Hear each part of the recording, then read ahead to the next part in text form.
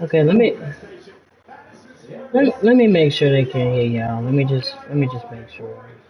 Hello, welcome to my video on how to go to the Thank you.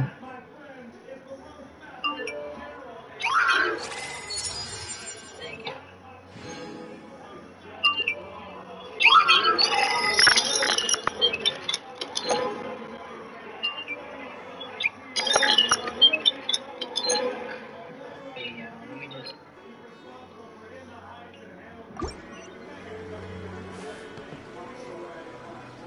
Okay, let me.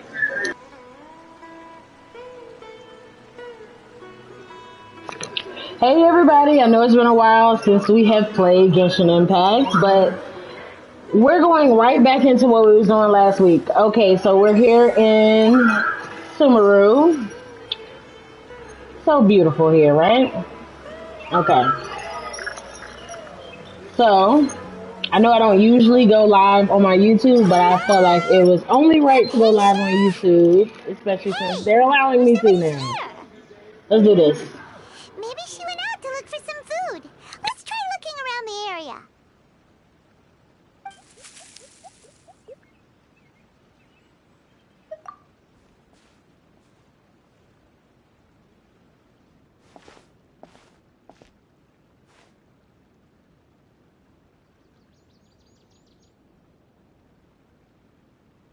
Oh no, they're making me start the whole thing over? Probably because I didn't finish the quest. Okay, well, that's fine. For anybody who didn't watch me last week, you'll see what happened.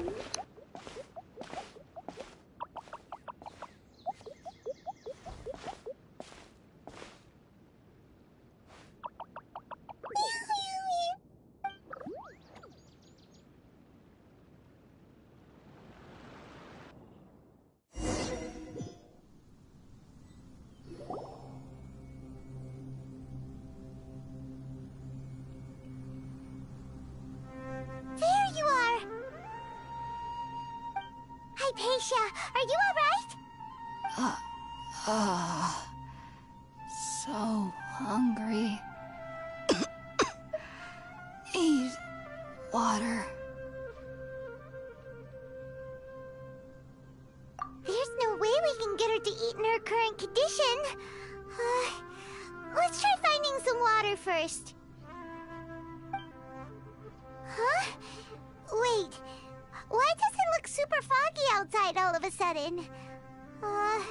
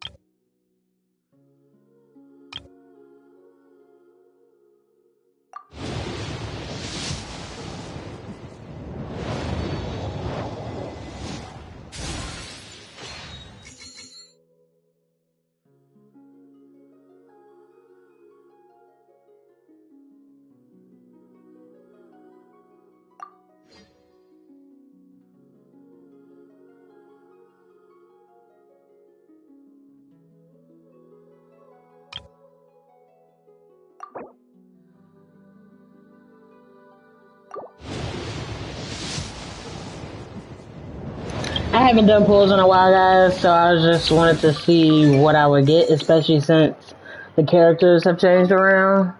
It don't look like they trying to give me nothing for real, but we're gonna keep trying.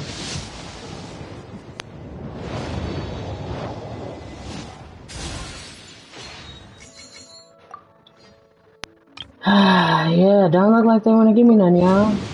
Let's see.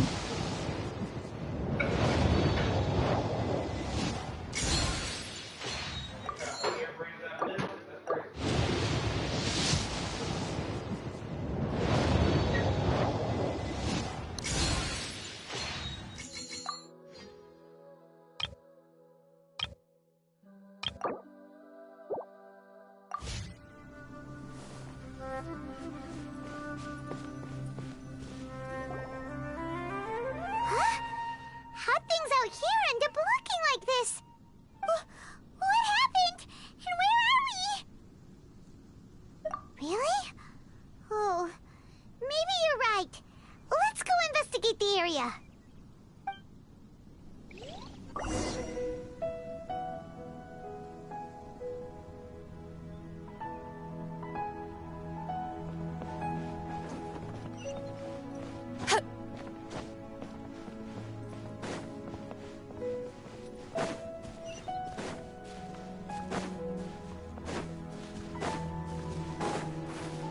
Wow, this place is huge!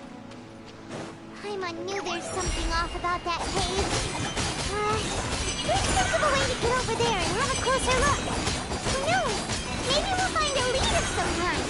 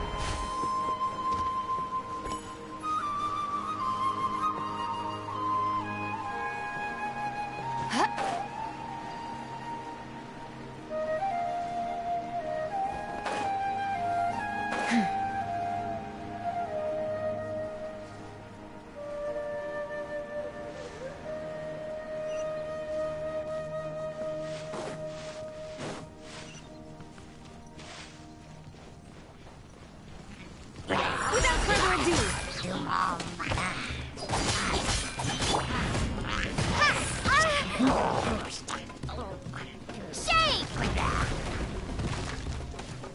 Drop!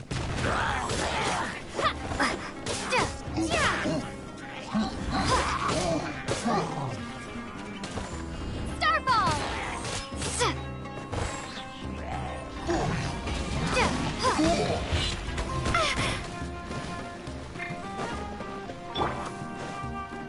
Ultimatum protocol. Insulation chamber deployed.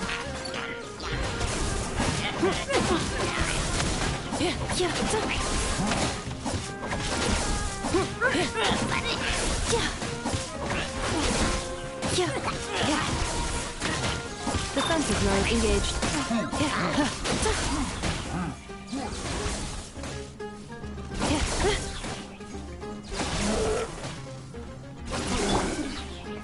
The sky's clear. The glaze moon shines.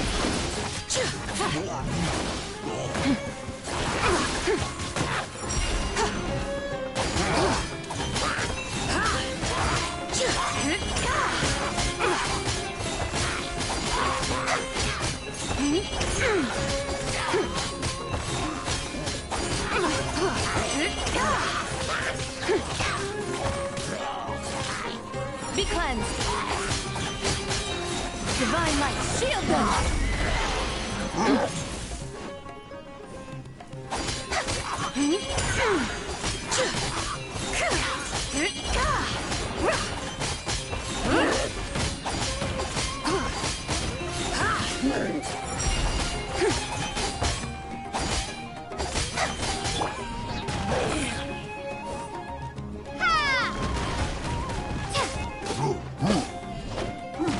Preparing for dust up.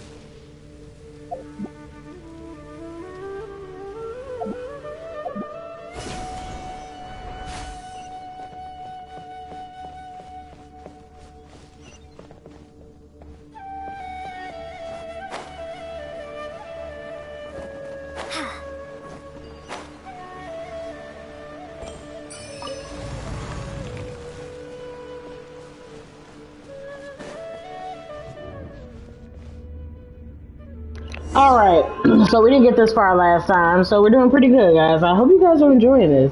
Because this is my first time really interacting with this area for real, and I'm enjoying myself. What in Teyvat is going on here? This place is getting weirder by the minute. Hey, what's the matter? You don't look so good.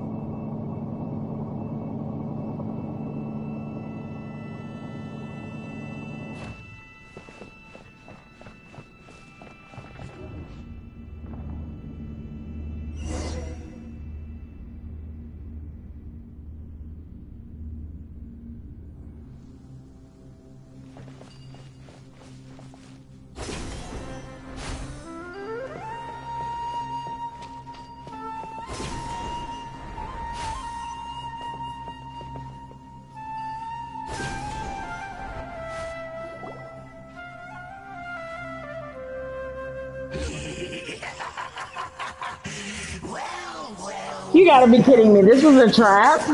Of course it was. The Abyss Herald! What are you planning to do in this strange place? Strange place. Plotting. You needn't worry about such things. They don't concern you.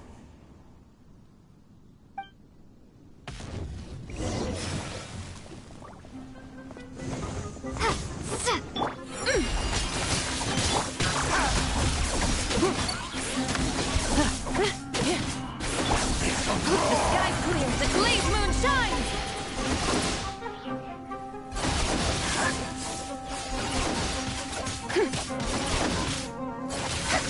Without further ado...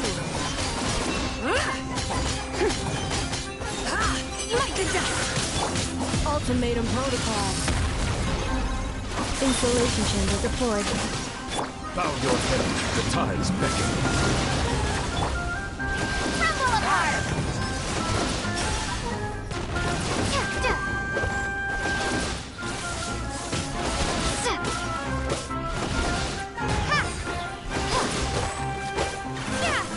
Divine light, shield them!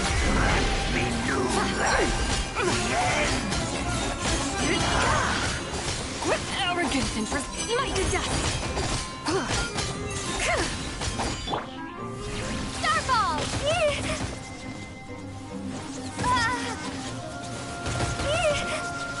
Shame! Huh? Why can't we beat this guy? Oh, Paimon doesn't get it! We faced others like him before! What's wrong this time?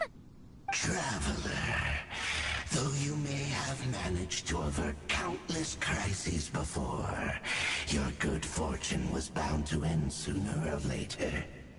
It's time you realize how weak and powerless you really are. Your brother. Oh, pitiful traveler. Are you really so ignorant? Or are you just living in complete denial?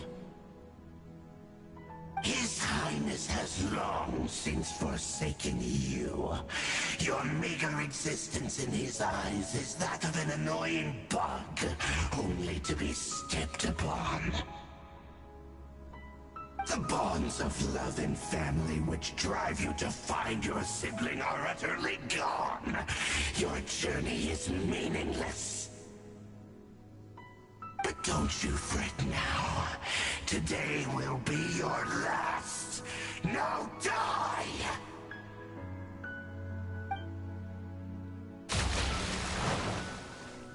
After this Archon quest, should we go to Nod Cree or Fontaine?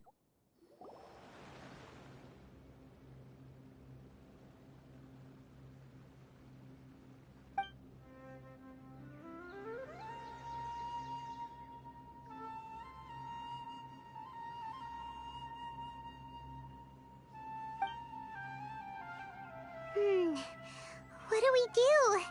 We haven't seen Hypatia anywhere out here. Oh, there she is! Quick, let's see how she's doing.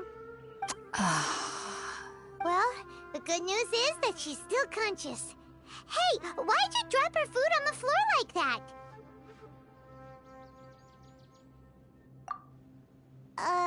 Are you okay? That's really not like you. Anyways, we can talk. Wait, so you telling me all that was a daydream? That didn't really happen to us? The Traveler has been going through a lot of almost like psychotic breaks. I wonder, Wait a sec. will these be explained in the Look at all this fruit future? lying around her. We can put that to good use.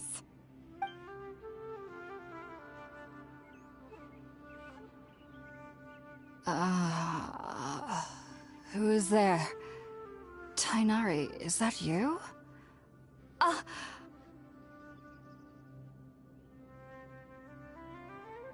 Huh? It's okay. You can relax, Hypatia. Tainari sent us here to bring you some food and water. Here, we have a letter that he asked us to give you.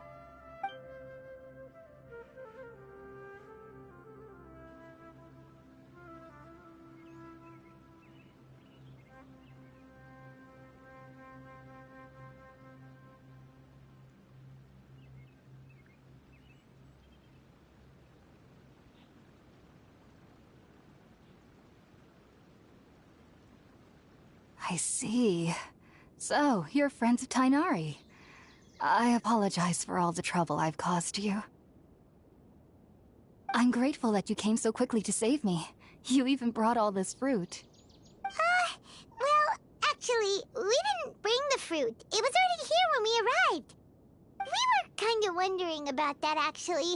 When we found you here, there was all this fruit lying around and even some juice dripping from your lips.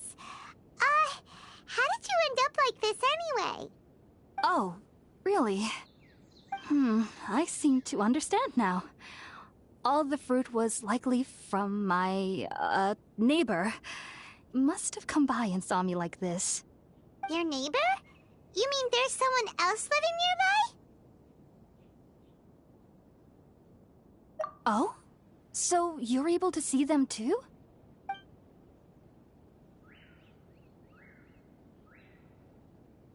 Wait, hold on a second, Traveler. You say that before we arrived, you saw some mysterious creature and suddenly had a strange dream? Isn't that a little too crazy to believe? No, I actually do believe what the Traveler is saying. I myself had a similar experience once before and ended up scaring my timid little neighbor here. You needn't worry. They mean you no harm. They only dragged you into the dream because they hoped to buy themselves a little time in order to scurry away.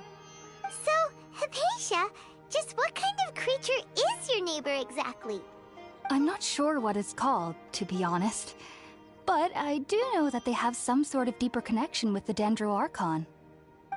I know this because the first time I saw them was also the exact day my consciousness was able to form a connection with Irminsul. Even after I opened my eyes and stopped meditating, my heart was still pounding, and my mind was racing with all the knowledge that I had touched. And at that very moment, I suddenly noticed a small figure at the opening of the cave. In my curiosity, I began to walk over to the creature. They must have already been used to me living in the cave, because they didn't seem to mind me approaching them. They just kept doing whatever they were up to. It wasn't until I crouched down next to them that they suddenly realized that I could see them. Oh! And then? And then I had a dream. By the time I came to, they were nowhere to be seen. I was convinced they'd never show up again. But sure enough, I saw them nearby a few days later. And they weren't alone. I feel like they aren't as afraid of me as the first time I approached them. But I never would have expected them to save me.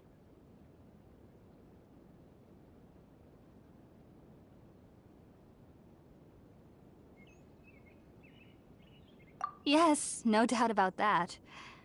By the way, Tainari mentioned in his letter that you had questions for me regarding Irminsul.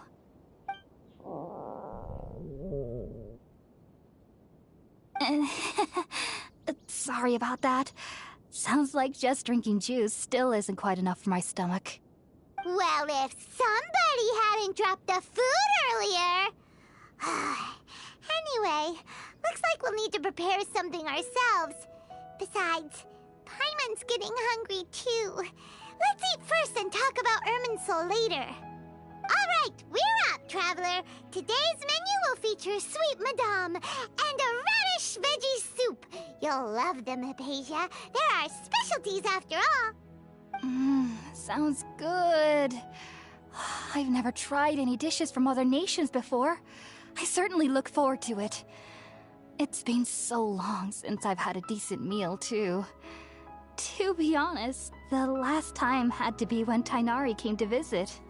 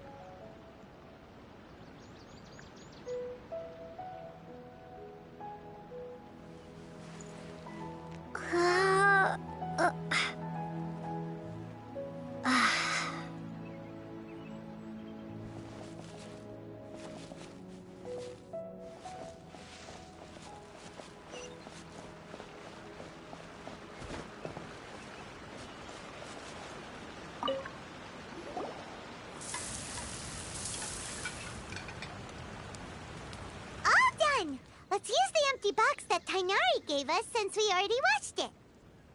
Oh, it smells amazing. And the box is a nice touch, too. Let's go serve this up and start eating with Hypatia.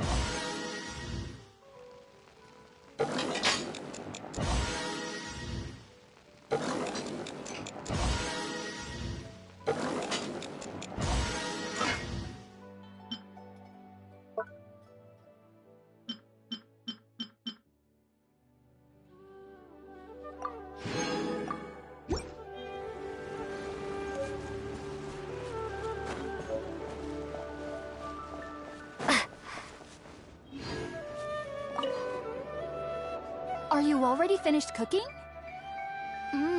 Smells...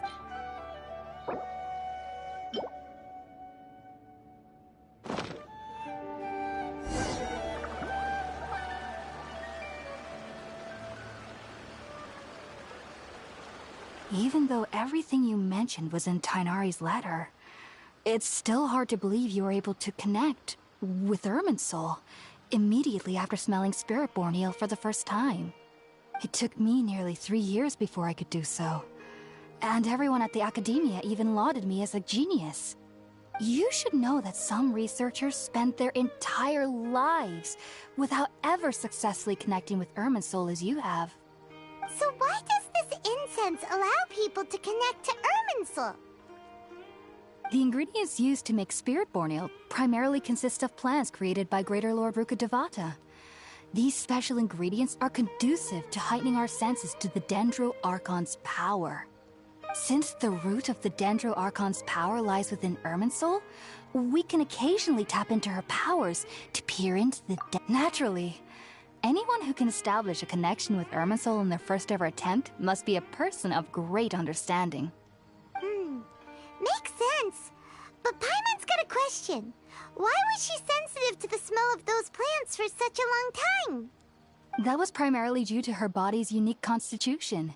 Stimulated by the incense, she could perceive the Dendro Archon's power and experience the sensory overload, hence the adverse reactions. Taking in any scent similar to the ingredients of Spiritborn eel would cause adverse effects. Not to worry, though. It appears you've already fully recovered. Technically, your body should still be sensitive to the powers of the Dendro Archon, but unless you're using intentional meditation techniques, the scent of Spiritborn eel should no longer trigger such reactions. Whew. Well, that's a relief. I must admit, I am quite envious of your abilities. Even if it meant suffering from pounding headaches for the rest of my life, I'd consider it worthwhile so long as I could connect with Irminsul at will. Whoa! You're really serious about this whole thing, aren't you? I am a researcher after all. As a member of the Ritawes Darshan at the Academia, my main area of research is the stars and their connection to the fate of living beings. But there is still so much we don't know, especially regarding the mysteries that lie in the starry skies. Which is why I must turn to the all-knowing Irminsul for answers. If only my perception wasn't so limited. Unfortunately, I cannot guarantee that my every attempt to attune with Irminsul will be successful, or that doing so will leave my consciousness intact. I am currently in the stage of training known as Satyavada life. Many researchers in Sumeru have lost their minds while seeking to attune with Irminsul during this stage. Sages have said that Irminsul contains divine knowledge, and touching such knowledge without the proper preparations and abilities will only lead to one's mind caving in on itself. That's why we meditate alone. We need to ensure that our minds will be calm while minimizing the possibility of involving anyone else. Whoa. So knowledge from Irminsul can be super dangerous. Don't you ever feel afraid of the risk, Hypatia? Of course I do.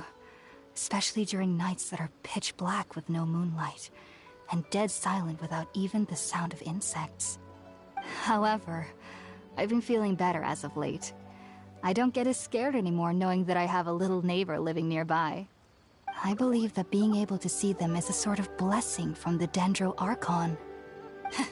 But what's strangest of all is that they're clearly an envoy of the God of Wisdom herself, and they have the curious power to make people dream.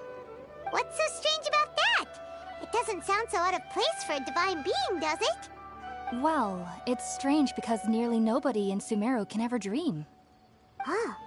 Is that true?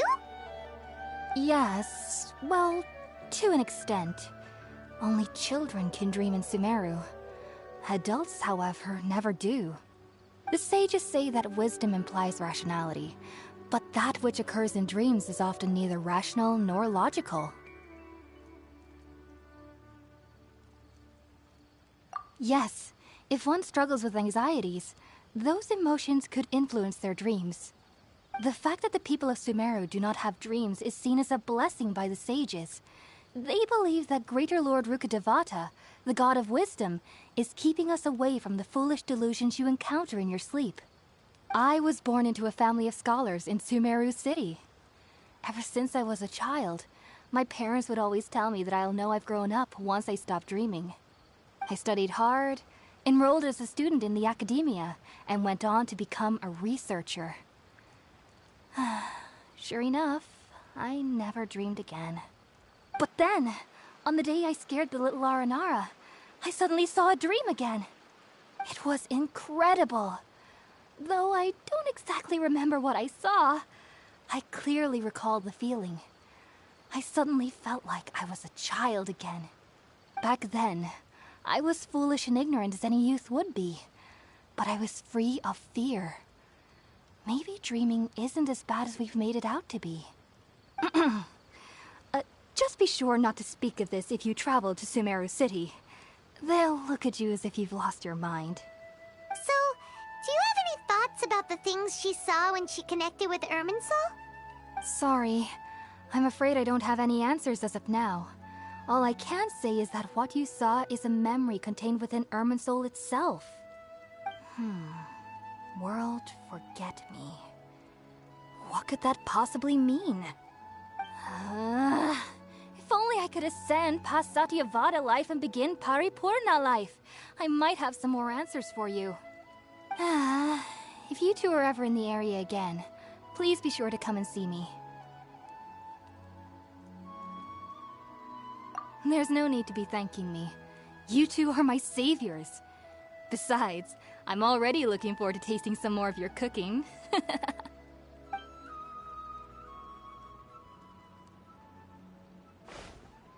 Now that we know Hypatia is alright and had the chance to ask her some questions, Paimon thinks it's about time to head back to Gandharvaville.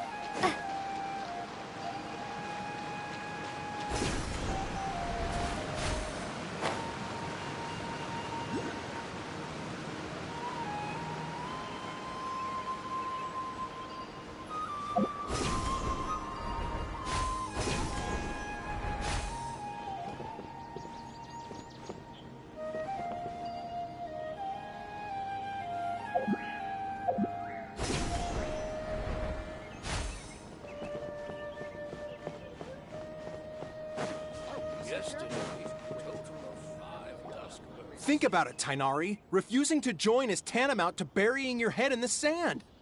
I understand that you're a forest watcher, and that it's your duty to combat the effects of withering zones. But isn't it evident that such work is not a lasting solution to the problem? As Sage Kage clearly stated, your presence and guidance in Sumeru City is pivotal in finding a cure for Irminsul. How could you possibly refuse? Keep your emotions in check, Gulam. Let's at least listen to Tainari's reason for declining. We're here to invite him to the Academia, not to cause a scene. Sage Kage, I am truly honored that you came here in person, but I'm afraid I must still decline your invitation. I am merely a forest watcher. How could the great minds of the Haravatat have any need of someone like me? Well, it turns out that your refusal letter had some implications on your master's reputation. He is a renowned sage of the Immorta, after all. So now I've come here in his stead. I see. Well, I figured that given his temper, he would come here and berate me personally. Tainari, your master is an integral part of this effort. And now he requires your assistance. And what exactly does my master need of me, Sage Kage? You'll know once you've arrived in Sumeru City, that is. And, how long will I be required to stay? There's no definite answer as of now. Do you mean to tell me that, despite coming all the way here to Gandharvaville, you still can't answer the questions I laid out in the letter to my master?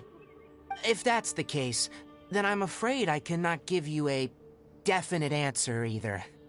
Tainari, but you... So be it. Come, Gulam, we're leaving.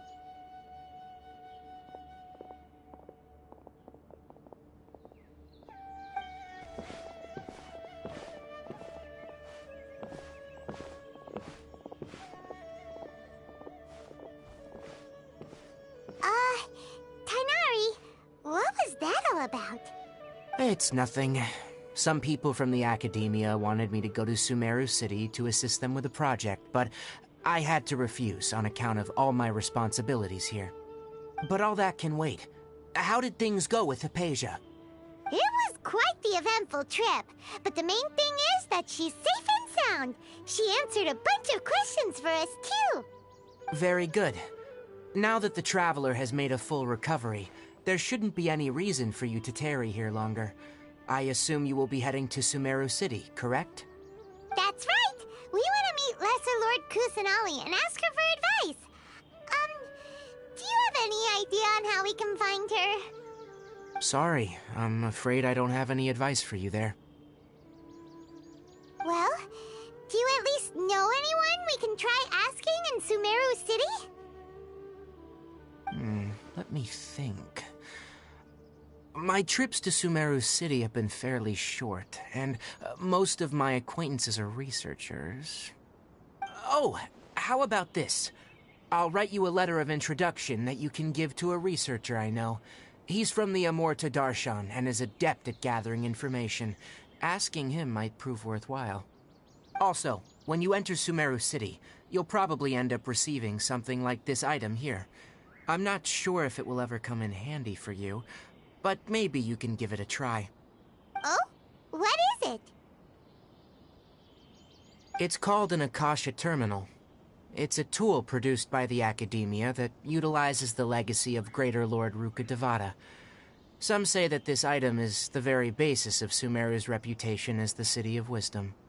Needless to say, this device and its usage fall under the Academia's expertise, so I'll leave it to them to show you how to use it. Great! Next up, Sumeru City!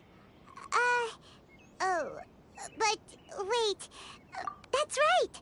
Tainari, we have something important to say to Kale before we leave. Is she doing better now? Yes, she's doing much better. After being confined to her bed all this time, I thought a little walk would do her some good. Last I saw her, she was taking the path towards the North Crossing. She knew you two would be leaving soon, so she must have wanted to see you off. Thanks, Tainari. All right, let's go! Farewell, and good luck to you both. The rainforest is the best place to live. Go start with these questions.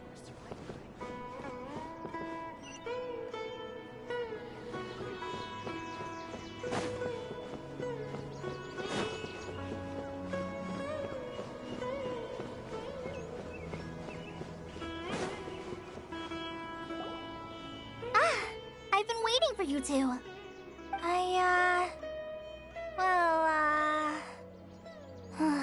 Never mind. I guess I should just wish you two a safe and successful journey. Thanks for waiting here just to see us off, Kale. We're headed to Sumeru City. Don't worry about me. I can take care of myself. My condition won't be getting in the way of my duties. I want to be a forest ranger after all. It's up to me and the others to protect the rainforest here. And, I'm sorry. I should have told you both about my condition when we first met.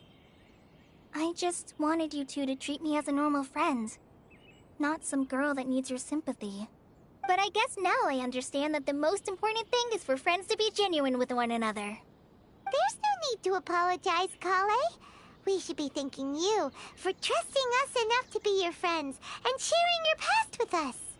We're probably still gonna worry about your condition, but that's because we're friends and we care about you.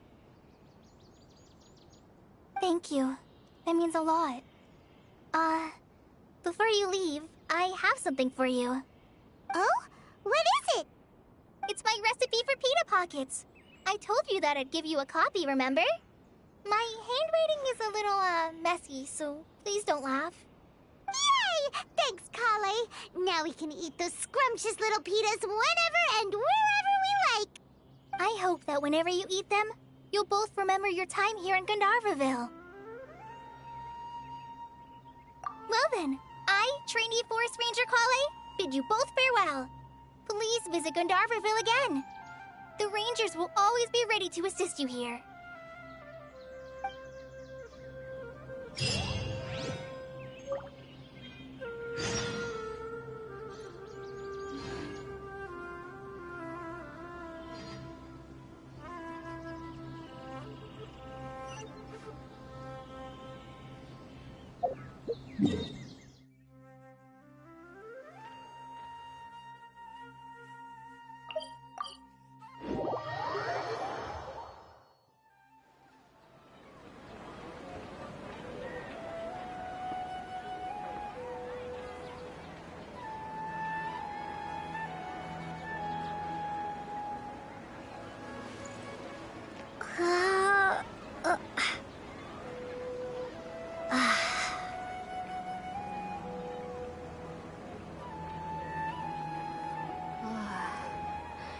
Don't you remember your adventure plans, my lady? I want to buy more.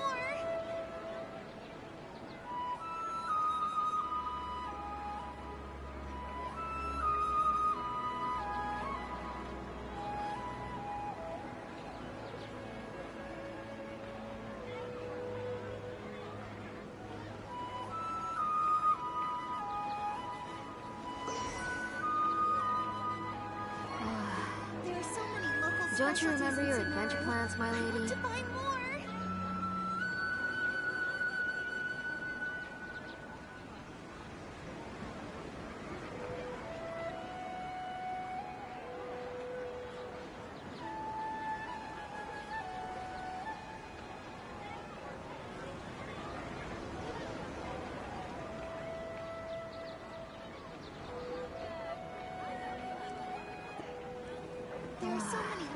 specialties in Sumeru. Don't you remember your adventure plans, my lady?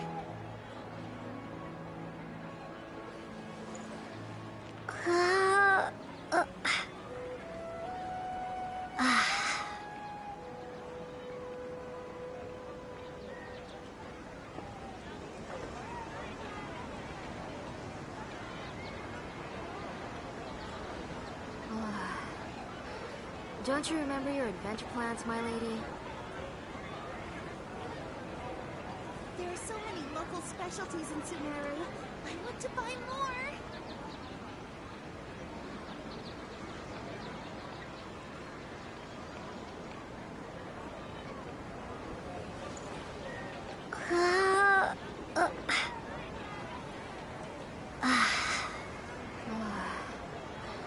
Don't you remember your adventure plans, my lady? There are so many local specialties in Sumeru. I want to buy more.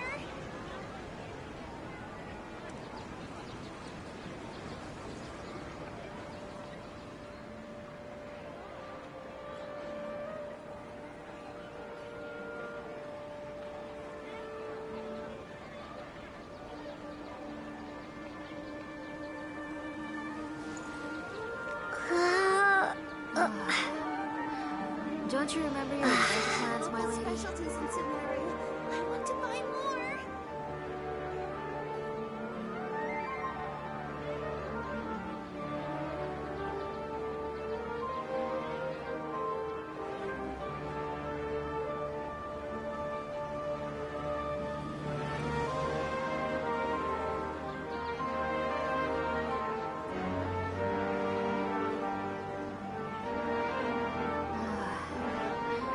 Don't you remember your adventure plans, my lady? I want to buy more.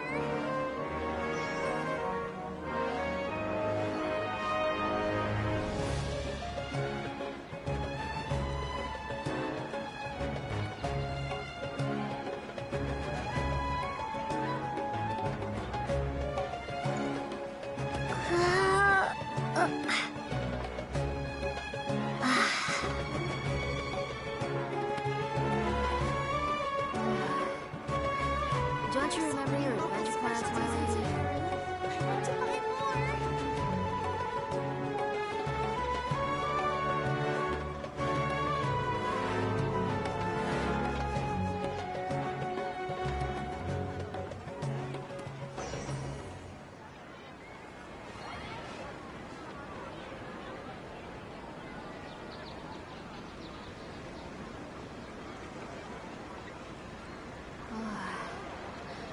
Don't you remember your adventure plans, my lady? There are so many local specialties in Sumeru. I want to buy more.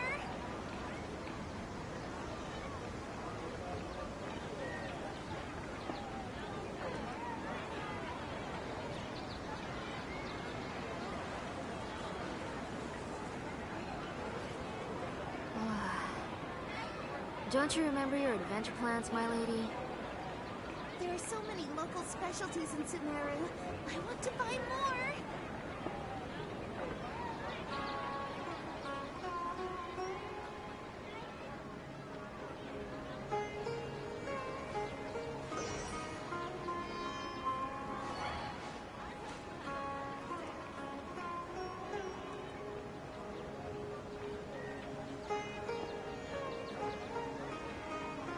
There are so many local specialties in Sumeru. Don't you remember your adventure plans, my lady?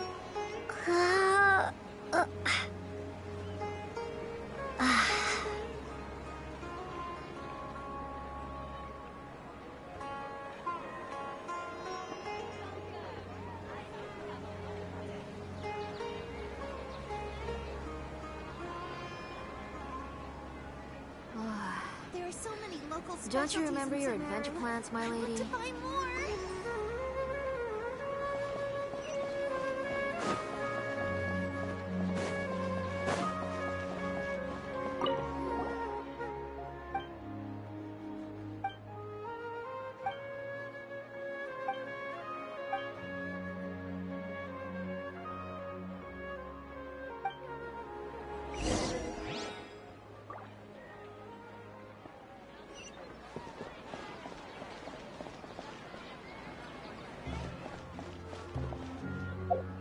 Don't you think my crew...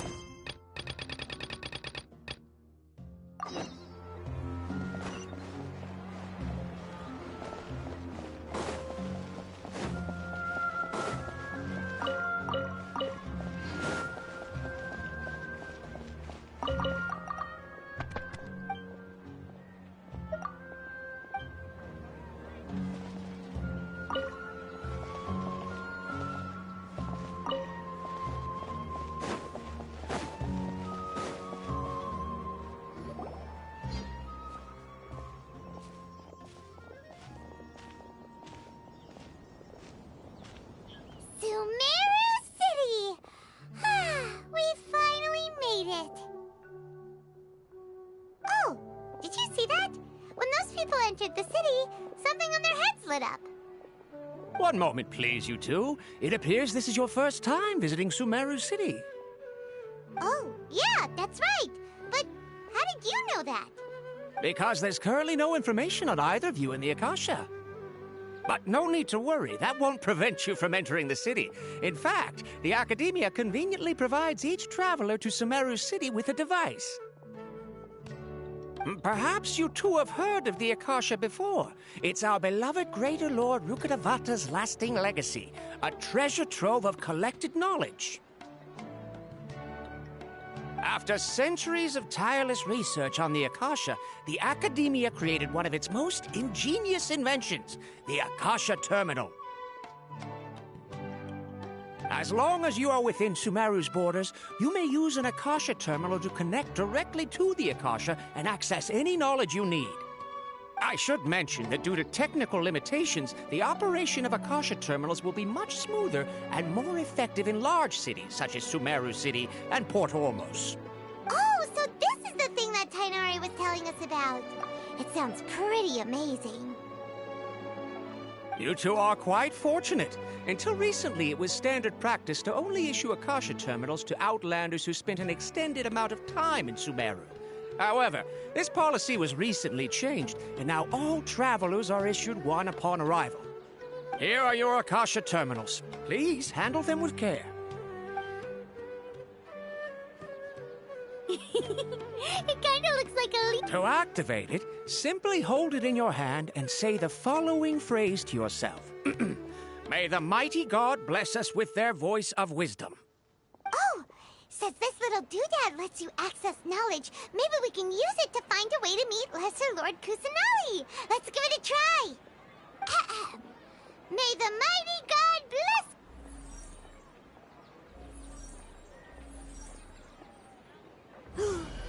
Whoa! Just now, something clicked, and Paimon suddenly knew how to use this thing. It seems all we need to do is concentrate on what we want to know, and bam! You get it. Oh, that'll come in real handy. Exactly. That is the power of the Akasha. And with that, let me officially welcome you both to Sumeru City. May the wisdom of the Dendro Archon always be your guide. Okay, now that we're in, we can check the Akasha about Lesser Lord Kusanali. Let Paimon try.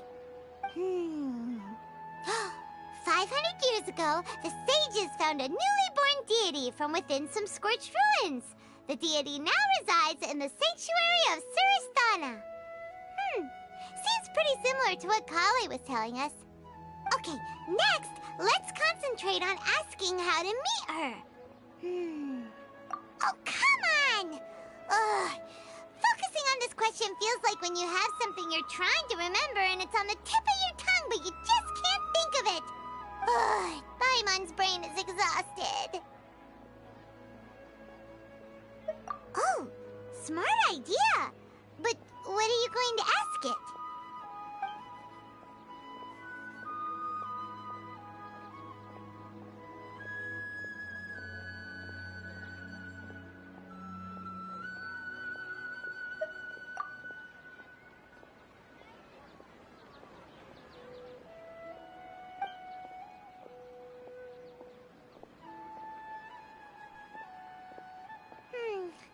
You too? Well, glad it's not just Paimon.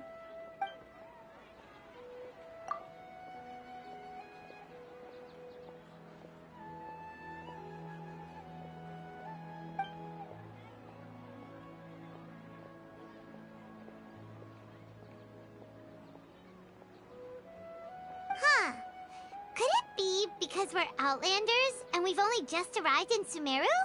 You know, maybe we're not qualified to receive an answer to this sort of question or something.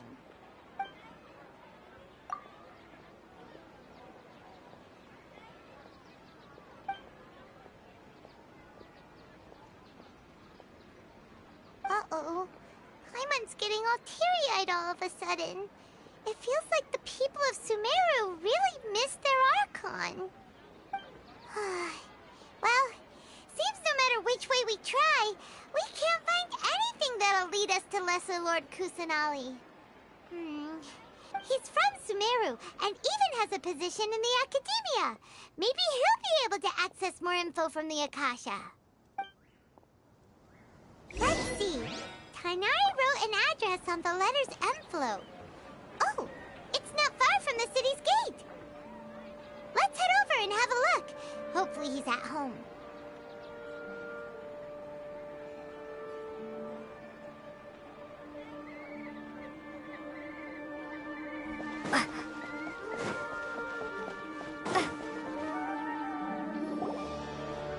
Hello, are you Rohawi? Yes, that's me. Can I help you? Great! You see, Tainari sent us here and... What? Tainari? Please, there's no need to say anything, really. Sure, I admit that the article I published last month wasn't my best work, and maybe the data didn't produce the most convincing results, but... Here! This is a letter from Tainari! Oh, let me see... Oh! Ooh, what a relief. You two nearly scared the life out of me. So you two just have some questions for me? Seems even Tainari acknowledges my innate ability for procuring information. So, what is it you two would like to know? We want to meet with Lesser Lord Kusanali. Do you know a way we can do that? You mean you want to meet the Dendro Archon herself? This isn't exactly my area of expertise, but let me see what I can find in the Akasha.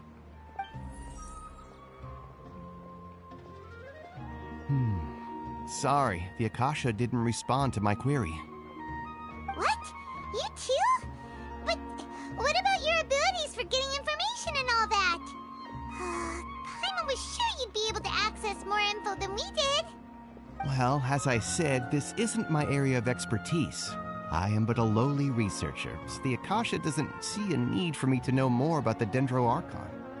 All I know is that ever since Lesser Lord Kusanali returned to Sumeru, she's never left the Sanctuary of Sorasthana or made a public appearance. Huh. Didn't expect her to be such a mysterious figure. The Dendro Archon is somewhat of a recluse. Perhaps she just doesn't want to entertain visitors, which would explain the lack of information in the Akasha. Aw, but then what can we do? No need to worry just yet. I'm only hypothesizing here. You could certainly try asking around and see if anyone else has ideas. And besides, you two should consider the bright side of things. Not being able to see Lesser Lord Kusanali may not be a bad thing. In this world, there will always be information you cannot obtain from the Akasha and things you can never accomplish. Knowing when to yield is a form of wisdom. Take me, for example. It's a miracle if my brain cells can spit out one paper every 3 years. But Tainari? That guy can publish 3 papers in just a single year. Okay. Thanks for your advice. Don't mention it. If you two ever want information about things like who's been promoted within the Academia or relations between the 6 great sages, come find me. Hey, come on! This is a survival skill at the Academia. Oh, Paimon's expectations were pretty low, but this is so low it's like digging holes in the dirt. So what do we do now? Even if we want to talk to someone, we don't know anybody here. Huh? Like who? Oh, you're right! Catherine! The Adventurers Guild has its own intel network. Let's hurry and find her.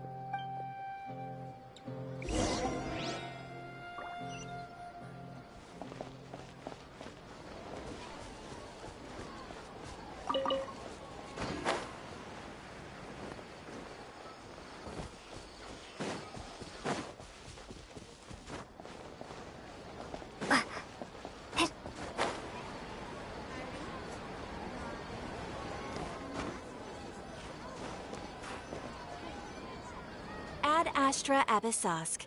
Hello, Traveler and Paimon. Catherine, we need your help with something.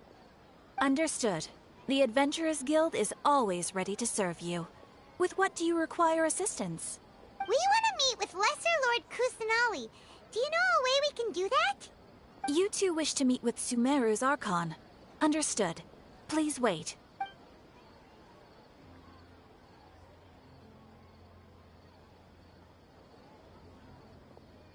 I apologize, but I am unable to call up any relevant information in the Akasha.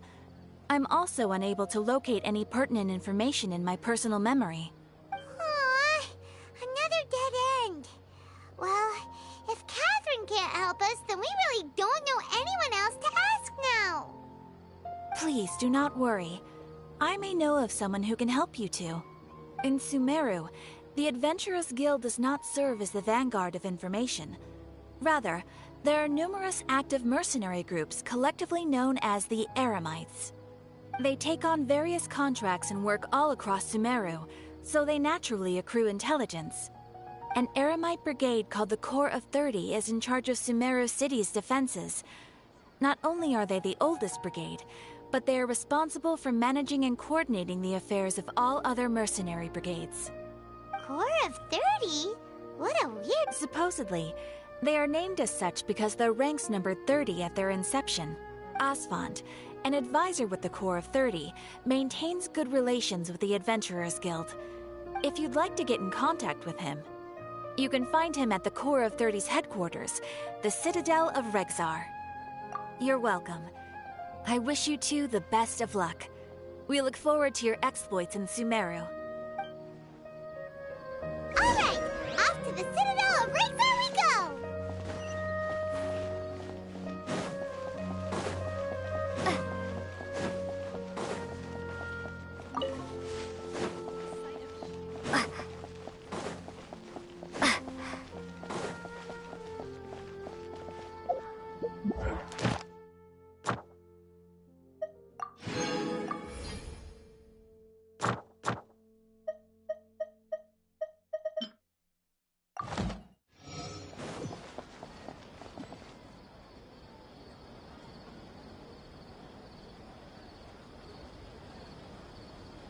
Welcome.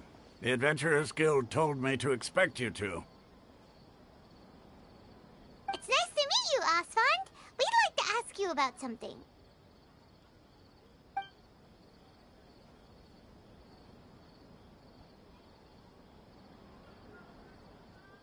I see. So, Catherine's the one who sent you this way.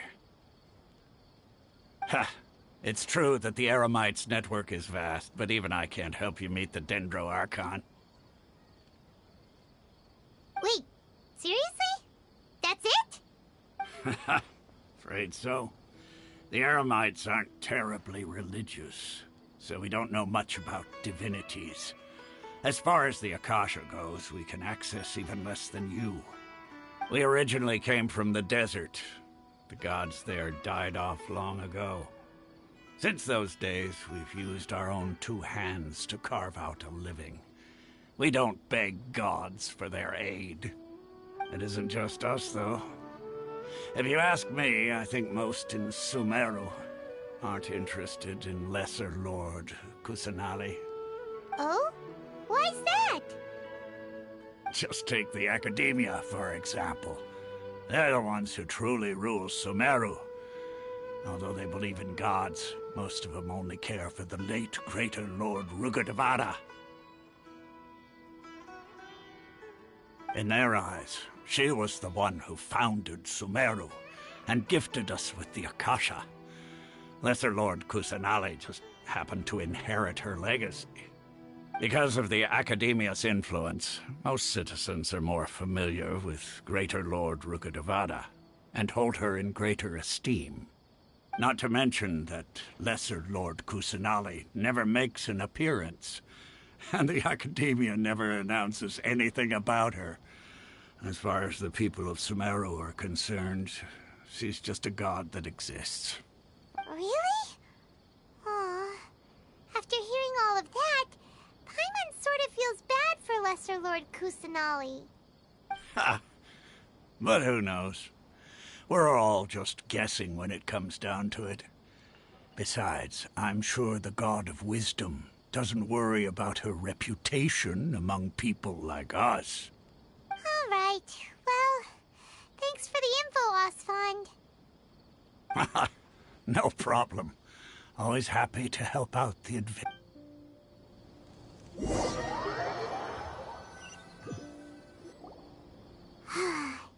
Seems Osfond was right about most people's attitudes here. Not only are they not interested in the Dendro Archon, they even say stuff like, if the Akasha doesn't think I should know, then I don't need to know about it. We've been asking for information non-stop ever since we got to Sumeru. But the harder we try, the more helpless everything seems. Isn't there at least one person in this entire city who cares about Lesser Lord Kusanali? Oh, you two are interested in Lesser Lord Kusanali? Huh? Who are you? From the sound of it, you two are Outlanders who recently arrived here. You've been asking around for information on Lesser Lord Kusanali, right? Oh, I'm sorry. I forgot to introduce myself. I'm Dunyarzad, one of Lesser Lord Kusanali's faithful followers. Whoa, really? Then do you know how we can meet with her? I'm afraid I can't help you with that. But your conversation earlier did happen to remind me of a legend about the Dendro Archon.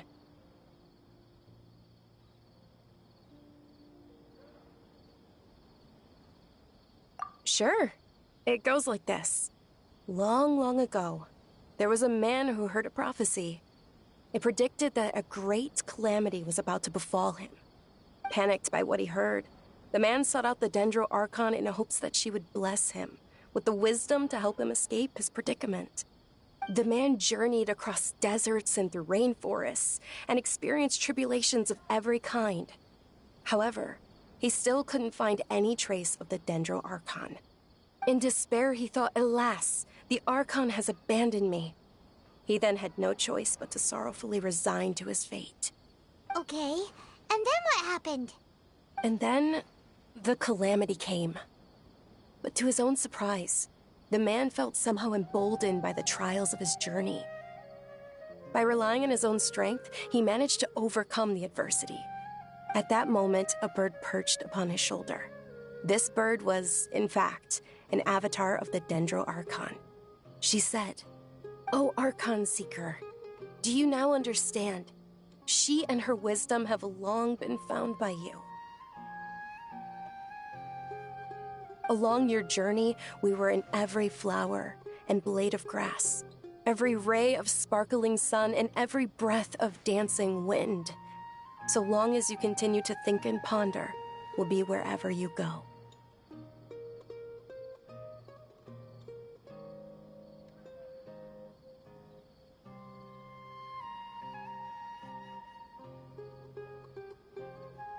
Yeah, thanks for the story! Paimon feels all warm and fuzzy inside after that. In a way. It seems like this story is also one of the Dendro Archon's avatars. Dunyarzad, since you worship Lesser Lord Kusanali, can you tell us anything else about her? So did you two know that, I'm terribly sorry, but it seems something's come up now. Let's chat another day.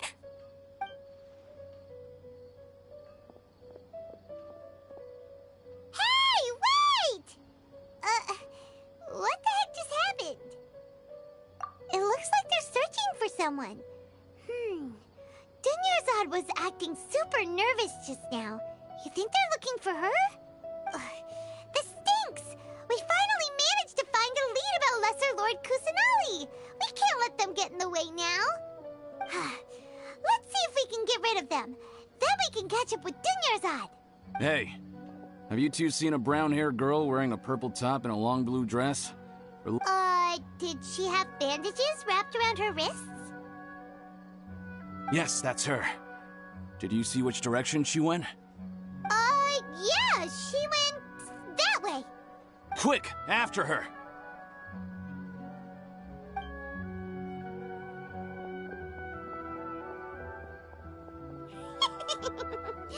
That's should keep him busy for a while. Let's hurry and find Dunyarzad.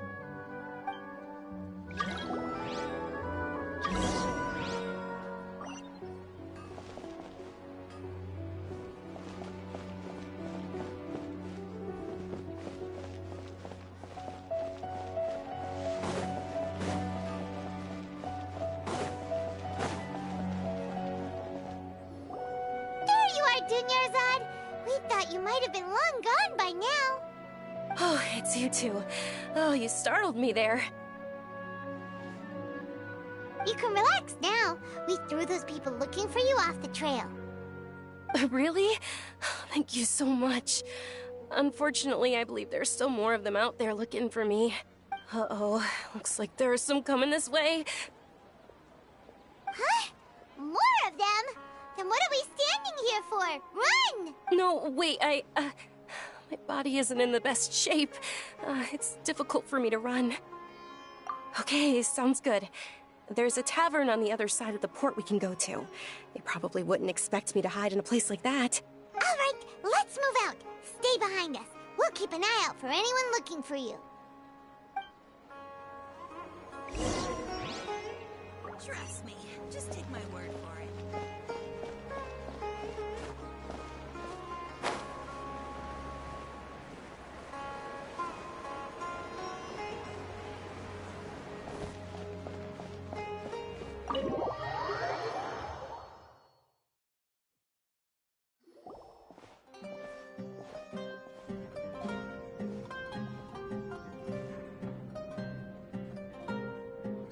We made it.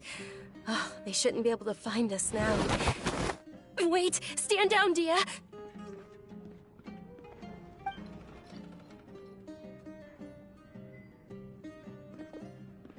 My lady, who are these two? They're travelers that I met on the street just a moment ago. They happened to notice that you were all searching for me, so they helped me hide. I see. In that case, you two should scram. There's nothing here for you. Wait a sec! Who the heck are you? And why are you shooing us away? I'm Miss Dunyarzad's bodyguard, here to see that she returns home safe and sound. My lady, let's get going. You've been gone for so long that your parents are worrying themselves sick. And if I refuse to go with you? It'd be easier for the both of us if you cooperated. But if you insist on not going, then I'll have to carry you like a sack of potatoes. Hey! Dunyarzad already said she doesn't want to go back. Why are you still pushing her? Stay out of this. You don't understand the situation. Sorry, my lady. Even though I'm your bodyguard, your parents are my employers. I have to answer to them. How much? Wait, what? How much more do I have to pay you to become your employer? So you never listen to my parents ever again. Double? A triple? Give me some time and I'll get that much. My lady, this isn't about Mora. I don't know what you think of us Eremites, but let me say this. I like Mora, but I'll never go against my principles. That's why I'm here looking for you. Sure, it's an order from my employer, but my conscience was also telling me it's the right thing to do. And knowing your health, carelessly running around like this is gonna hurt ya. For the sake of those who love you, don't be stubborn. No, you're wrong. I'm aware of my limits, and I know what I'm doing. Honestly, the only people being stubborn right now are my parents. And they know perfectly well that it makes no difference if I'm at home or not. They still won't accept reality. And every time I bring this up, they just change the subject. Dia, you've been living with us a long time already. This should be old news to you. Dia, I know it hasn't been easy for Mother and Father, and I'm grateful for everything they've done for me. But there's someone else in this world I'm also grateful to, because she saved me. The love I have for her is the same I have for my parents. This is my life and my last chance. So I want to do something meaningful. My lady, are you sure what you're doing now is meaningful? Yes, I'm sure. At least, it is to me. Fine, I won't ask you to return home anymore. But let me make something very clear. I'm only doing this because I respect your determination, not because I agree with you. Thank you, Dia. Sorry for being so rude just now. My nerves were acting up. And I even brought up your payment in such an offensive way. Don't worry about it, my lady. I did say that I like Mora. Besides, today's little excursion caused such a ruckus that every single bodyguard at the estate was deployed. It wouldn't be easy to hide things from your old man. Since this definitely won't be your last escapade, here's a little tip. You should at least make it look like your room and things are still in order when you leave. Also, you'll need someone to cover you for when you're out and about. So, I'll let you hire me, my lady. This way, everyone wins. As for the pay, let's say half of what your father pays me. We can settle the bill when we return to the estate. Okay, deal. Yay! Looks like they've reached an understanding.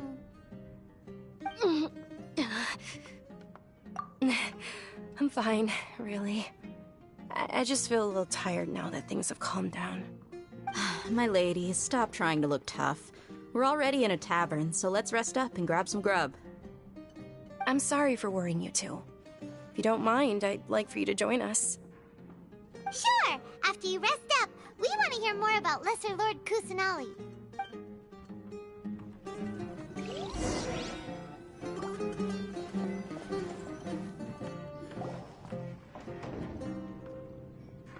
Ha! Well, if it isn't Dia. Haven't seen you in nearly half a year. Word on the street is that you're a bodyguard for the Homayani family now. Ha! Don't you find that kind of work boring? Nah, you get used to it. How about a menu over here? You got it. Huh? Isn't this little Miss Homayani herself? We don't get to serve personages like you very often. We'll be sure to prepare our very best. Thank you, sir, but there's no need. I don't have a lot of Mora on me, and I really ought to save as much as I can. But please bring these two the best food you have. They're my new friends, so I want to be a good host for them. Yeah, we're already super grateful for everything you told us about Lesser Lord Kusanali. How about our charcoal-baked agelenach cakes? They're our signature snack, and they run cheap. Look, other customers over there are eating some now. They look kind of burnt and dry. Paimon will pass. Hey, come on! Paimon has personal preferences too, you know. Dunyarzad, we asked a lot of people when we first arrived, and almost nobody was interested in Lesser Lord Kusanali. So, what made you want to follow her? Well, remember when you asked me if I knew how to meet the Dendro Archon? Even though I don't know how, I think I've actually seen her before. Huh? Really? Yes, it was when I was a child. At the time, my illness had kept me bedridden for the better part of a year. I was stuck inside and couldn't make any friends, and my parents did their best to find treatments for me. But even then, the Akasha didn't have any helpful information. My younger self no longer had any hopes or dreams. One flare-up was so bad that I was in a semi-conscious state for several days. Then one night, I woke up alone in my room. I was terrified. My body was paralyzed. Even if I cried, there was no sound. At that moment, an ethereal voice spoke in my mind. Dunyarzad, don't be scared. You don't have to cry. Dunyarzad, don't be scared. You don't have to cry. Who are you? How do you know my name? How do I explain this? You might not be able to understand, but actually, I know everything about you. Really? Of course.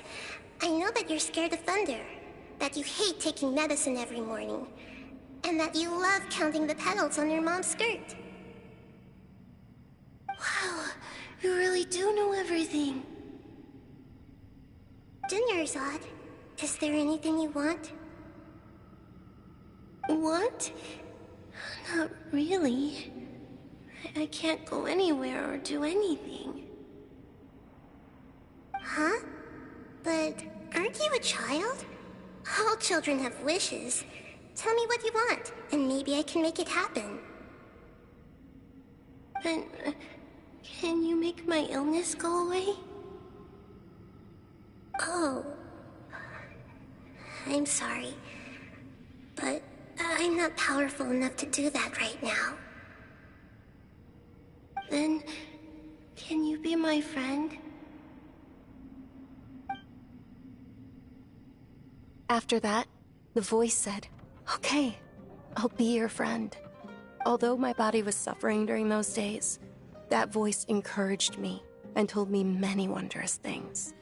Beyond my window was the flourishing Sumeru city. Beyond the city was a lush rainforest.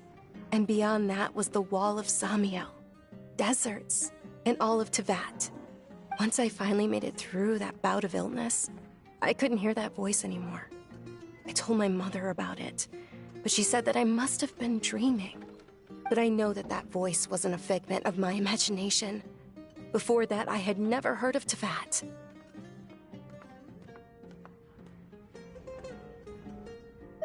Yes, for sure.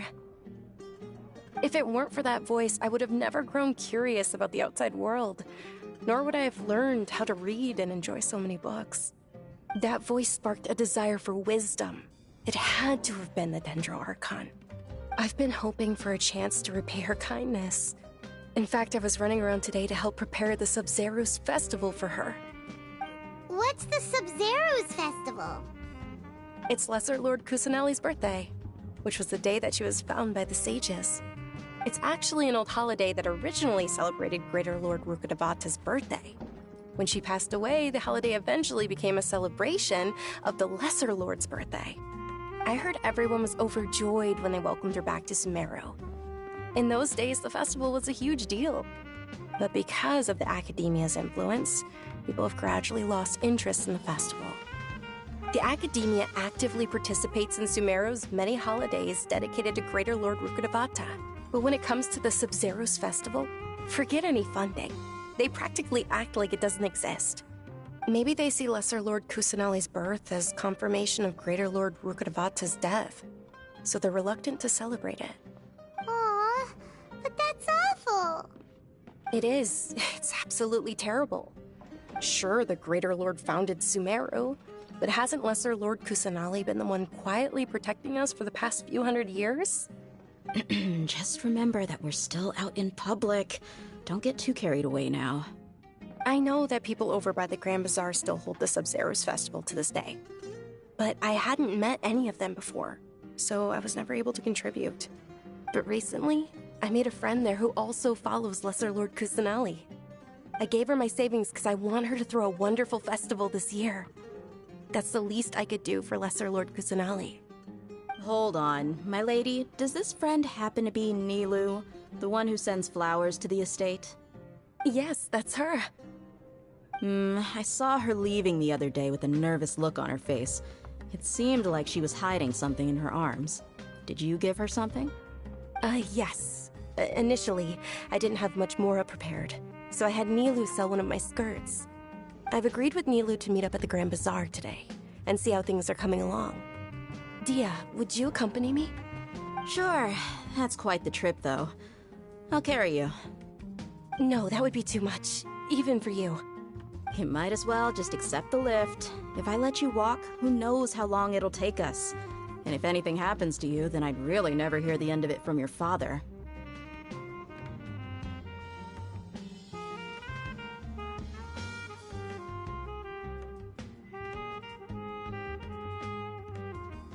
But of course, Nilu will be thrilled to hear there are more people interested in Lesser Lord Kusanali.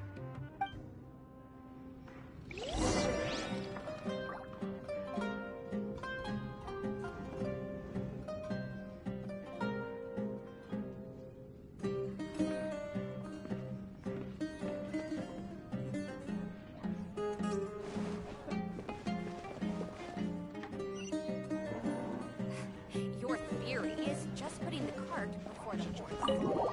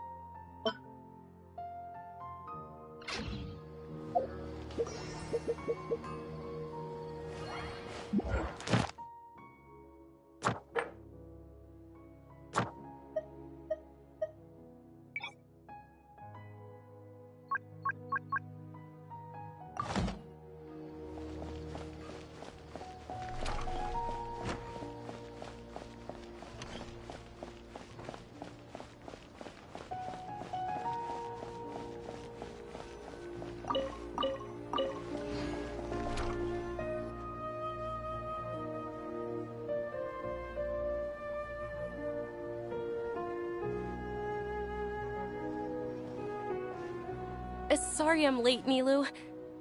Oh, Dunyarzad.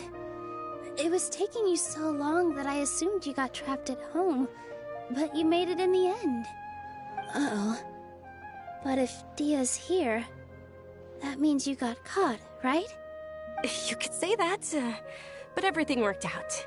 She's on our side now. Oh, and who are these two? Oh, meet the Traveler and Paimon, my two newest friends. They're visitors who just arrived at Sumeru City and are looking for information on Lesser Lord Kusanali. So you're followers from another land?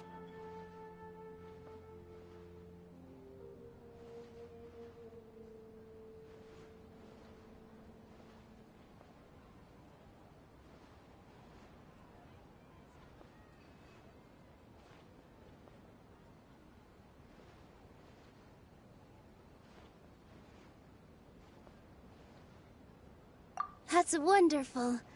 You two absolutely mustn't miss the Sabzeruz festival. By the way, Dunyarzad, we've already started decorating the Grand Bazaar. It looks spectacular, thanks to your generous contribution. You're very welcome. It's the only thing I could do. Do you still have enough Mora? Probably? But don't sweat it. We've already finished renovating the stage. Come on, I'll show you.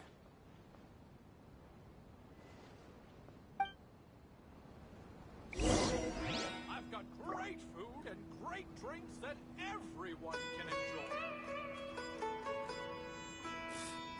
What's so great about Snezh Island toys anyway? Every item I sell here comes with its own fascinating story. Welcome! Get your spices here. We've got all kinds. I've got great food and great drinks that everyone can enjoy. What's so great about Snezh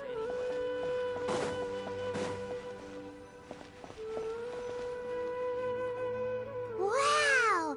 This place is amazing! Not bad. Last time I was here, the stairs were full of holes. The stairs were nothing. A little while ago, we discovered that the tree above the stage had a huge chunk of bark ready to fall off. Mr. Zubair was worried sick. We reported it to the academia many times, but they never sent anyone to deal with it. We didn't want anything bad happening, so we were going to cancel all the stage performances.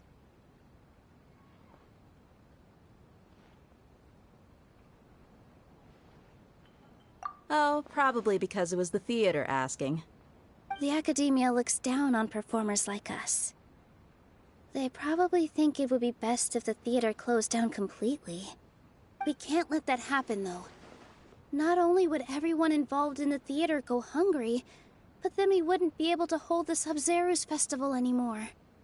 Thank the Dendra Archon for Dunyarzad. With the Mora she gave us, we hired someone to patch up the tree, and we also gave the stage a much-needed makeover. The stage is going to be even prettier when it's festival time. I can't wait for you to see it. And I can't wait to see you on the stage. You've been practicing so long already. It's almost time for your dream to become reality.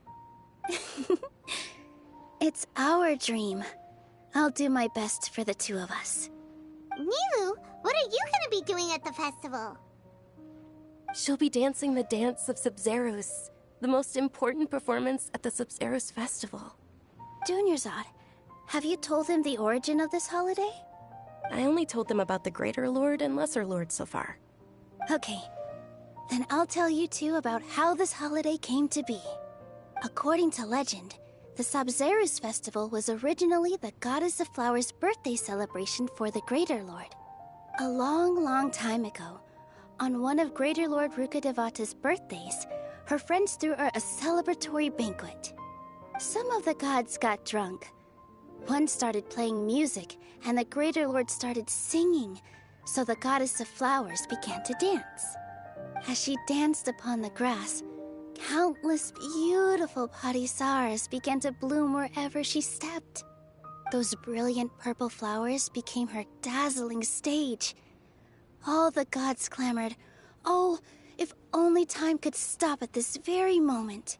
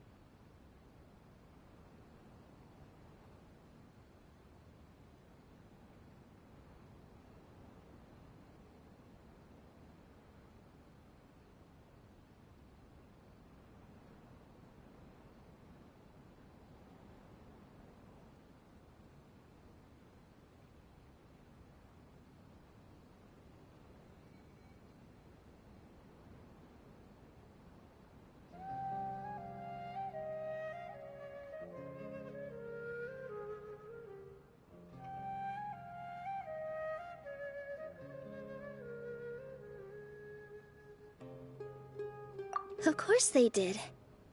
When people mention the gods, they always think of the Archon War. But Sumeru's gods also had happy times. Although they aren't around anymore, they're preserved in our tradition of dance. This outfit I'm wearing is apparently based on how the Goddess of Flowers looked. Though we're just tiny people compared to the Divine, we still have to do our best to make sure that the birthday girl feels loved on her special day. Nilu, you of all people will definitely be able to convey our well wishes to the Dendro Archon. I also noticed that you went the extra mile and scattered Patisaras around the stage. They symbolize the Goddess of Flowers, after all. It's just a shame that all the real Patisaras went extinct after her death. Yeah. The Greater Lord brought forth Patisaras in memory of the Goddess of Flowers, but she ultimately could never truly replicate that beautiful purple. Thinking about the Goddess of Flowers dance makes me wish I could have seen it. If my stage were anything like that, I'd be thrilled if I had just 2 real Patisaras on the stage. So, Traveler and Paimon, what do you think? Interested in the Sabzeruz festival? Will you two be coming? All of Lesser Lord Kusanali's followers will be there for her birthday. It'll be a good opportunity for you to learn more about her. Ooh, Paimon thinks that's a great idea!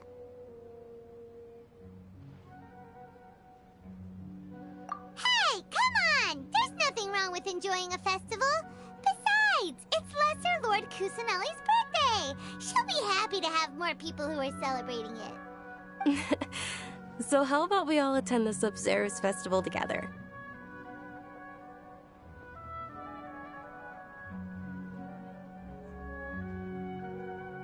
Dunyarzad, let me show you which stage decorations we've picked out so far. Traveler and Paimon, if that doesn't sound interesting to you, then feel free to explore the area. Everyone at the Grand Bazaar loves Lesser Lord Kusanali, and we're all looking forward to the Sabzeruz festival. In that case, we'll take a look around.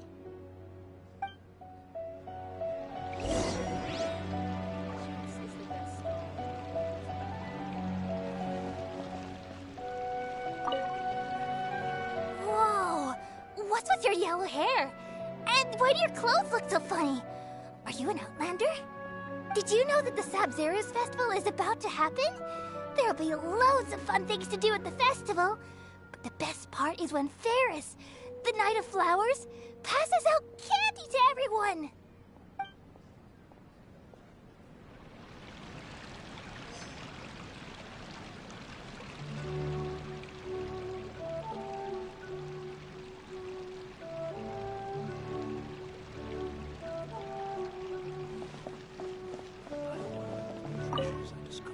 Ah, dancing at the Sub-Zero's festival. You know, I also danced when I was younger.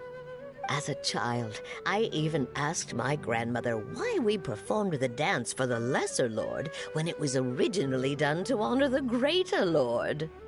My grandmother said that Greater Lord Rukkhadevata is a beloved deity and honored by all. And Lesser Lord Kusanali is too. If the Goddess of Flowers ever knew Lesser Lord Kusanali, then she would certainly have wished to be her friend and hold celebrations for her too. The Sub-Zero's festival has been losing its appeal over the years. That is, until a wealthy benefactor stepped in this year and brought the festival back to life. I heard she forked out a lot of mora to make it all happen.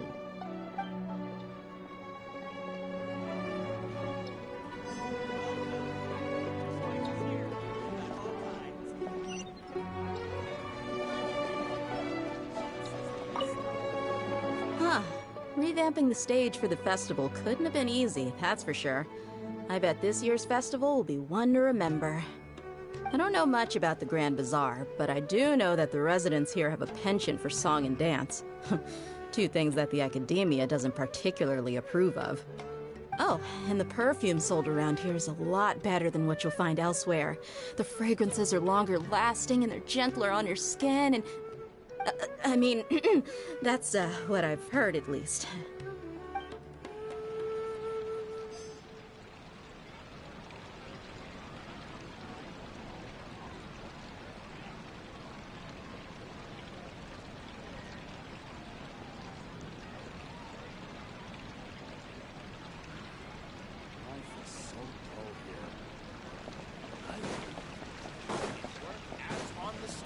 One must act with gumption.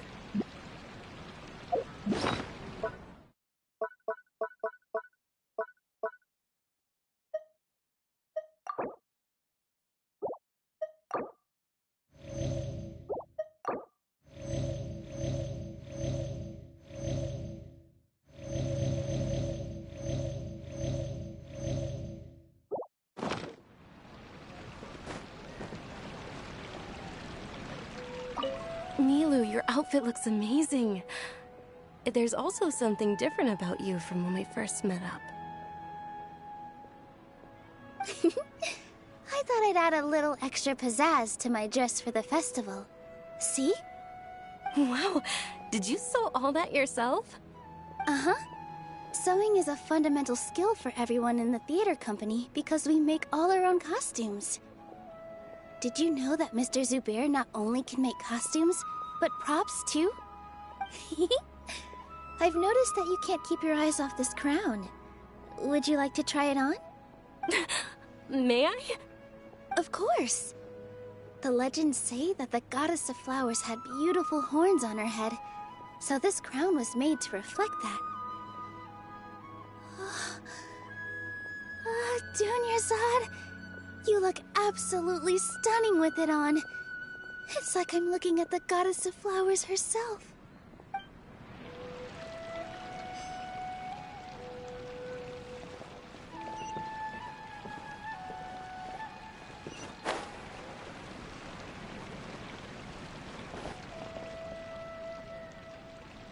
Okay, guys, so we found out a lot since we've been in Sumeru, and it's just getting more and more interesting. Like,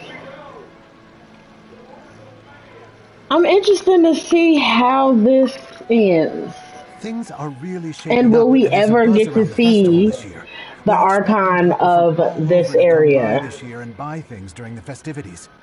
Don't be fooled into thinking that Sumeru City has the best of everything. Some festival snacks are only offered here in the Grand Bazaar. And when it comes to musicians, dancers, or singers, the Grand Bazaar's got the best of the best. Sure, those folks at the Academia might not like it, but what's a festival without song and dance?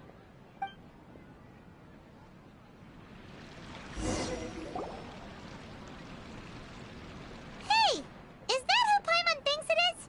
It looks like Catherine.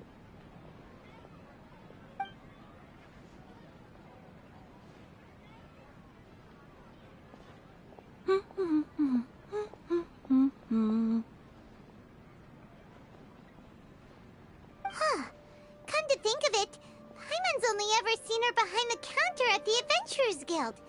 This is the first time we've ever seen her taking a break. Hey, Catherine! Huh? Oh, hey! It's the Traveler and Paimon! What's shaken? Whoa. Break time Catherine sure sounds a lot less formal than usual. Paimon was still waiting for her to say Ad Astra Abyssosque. Sure. Standing behind the counter at the Adventurers Guild doesn't require any complicated functions. But saying and doing the same old things over and over again can get pretty monotonous. Like watching the same Fontaine movie day after day. But take you two, for example. You travel across Teyvat to enrich your lives and gain new experiences. Well, we enjoy traveling across Teyvat and all that, but we're mainly looking for clues about her brother. Yes, you should keep searching. Sometimes the answers we're looking for aren't necessarily at our intended destination. Instead, they're found along the way. Huh. Haven't we heard someone say something pretty similar recently? Anyways, what brings you out here, Catherine? No, not particularly. I guess you could say that I'm... If festivals bring happiness to everyone, then that's where their true value lies. Oh, it looks like it's about time for me to be heading back now. Alright, we'll see you next time at the Adventurers Guild.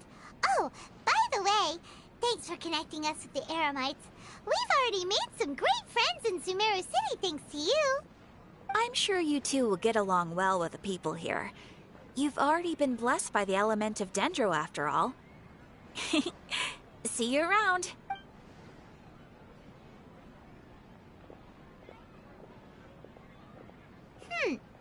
There's something really different about Catherine today. Hey, Traveler. Paimon. Oh, hey, Dia. What's going on? I've got something to tell ya. My lady knows. Okay, spoiler alert, y'all. If y'all have ever played Genshin Impact, I could have sworn we learned earlier that might help. that Catherine was like a bot. Might not necessarily So pan I'm out, very so don't get your confused, hopes just up like too much. Paimon is I'll need to confused. take I don't you two know. somewhere and ask someone some questions.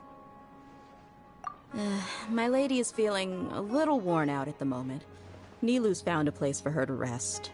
After I take my lady home, let's meet in front of the Citadel of Regzar. Sounds like a plan. Let's head over to the Citadel of Regzar and wait for Dia. What's so great about Snezhnayan toys anyway? Welcome. Get your spices here. We've got all kinds. Every item I sell comes with its own fascinating story.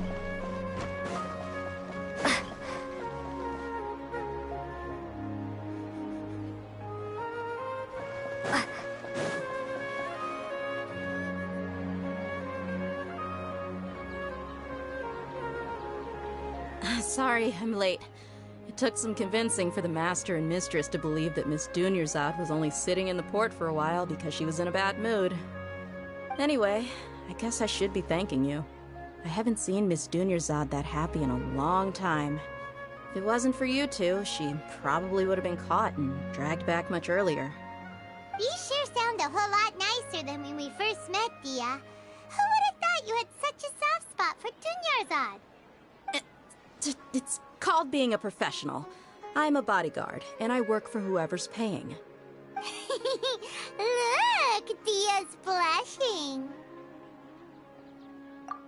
Listen, you two.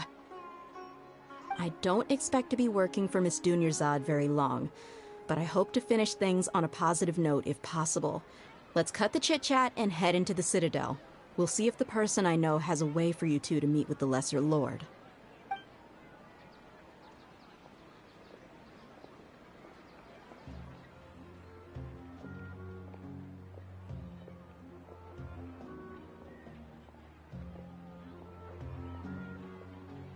Oh, hey, Chief.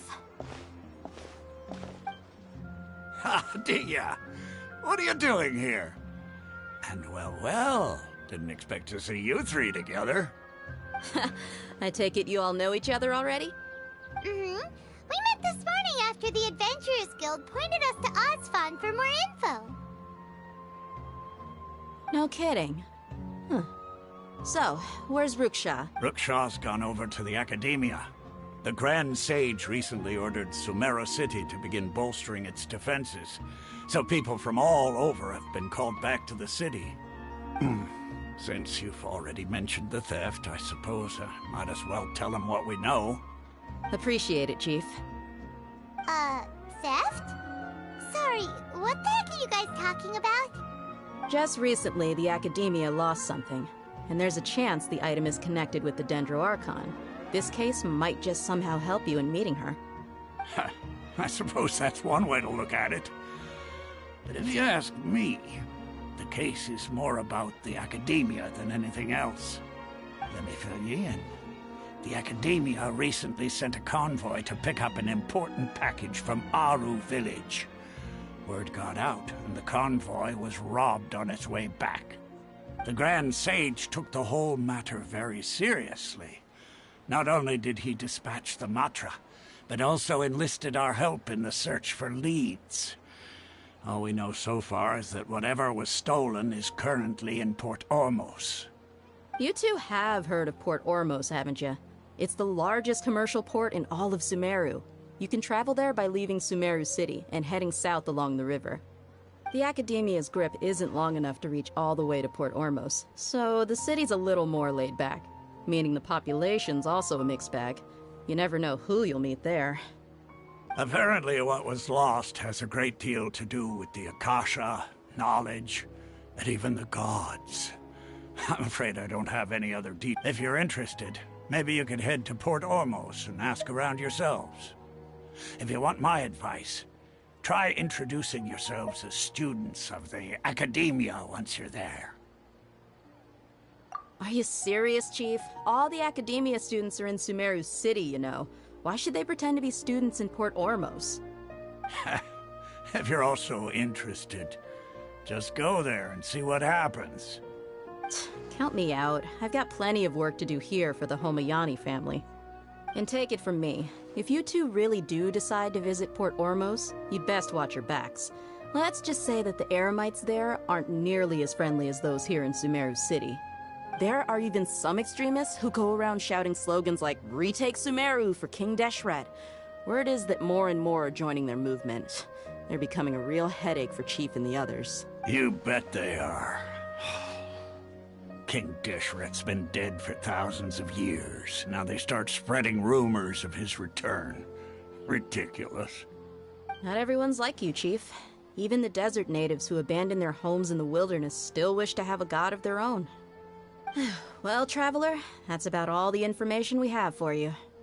Thanks, Dia, and you too, Osfond. Since we've gathered all we could for the moment in Sumeru City, let's head to Port Ormos and see what we can find next. Miss Dunyarzad is looking forward to seeing you both at the Sub-Zerus Festival, so be sure to get yourselves back here in time for that. Good. Then we'll see you both at the Sub-Zerus Festival.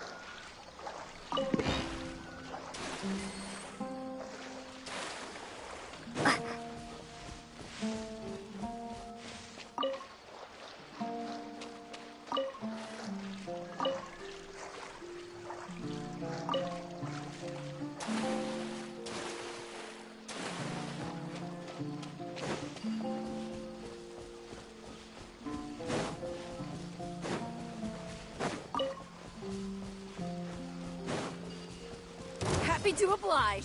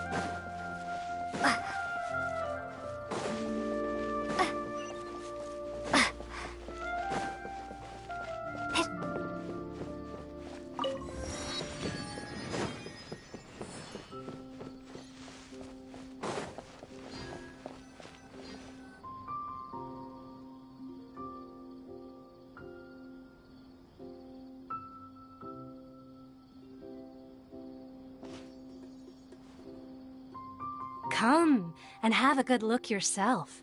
Traditional spices of the highest quality, made with pride and experience. You've got a deal. I can't thank you enough for always looking after my business. Believe me, I'm not making this up. Several Eremite mercenary groups are nearly in open conflict, but does the core of 30 care? And that's not all. Did you know that... Wow! Talk about hurly-burly! This place is busy! Guess that's only to be expected for the largest port in Sumeru. Maybe it's because of what Dia told us earlier, but Paimon can't seem to shake the feeling that there's also danger lurking in these crowds. Ooh. Let's get our bearings so we can start looking for leads. We know that whatever the Academia lost is related to the... Osfun told us to try posing as Academia students while asking around. Paimon checked the Akasha on the way here, and the Academia doesn't seem to have any research facilities in Port Ormos. Paimon doesn't get it. Won't we look even more suspicious going around saying we're Academia students and asking about the stolen item? Well, given all the people that come through here every day, if there's any information to be found, Paimon bets we could find it in the market. Let's ask around and see what we come up with.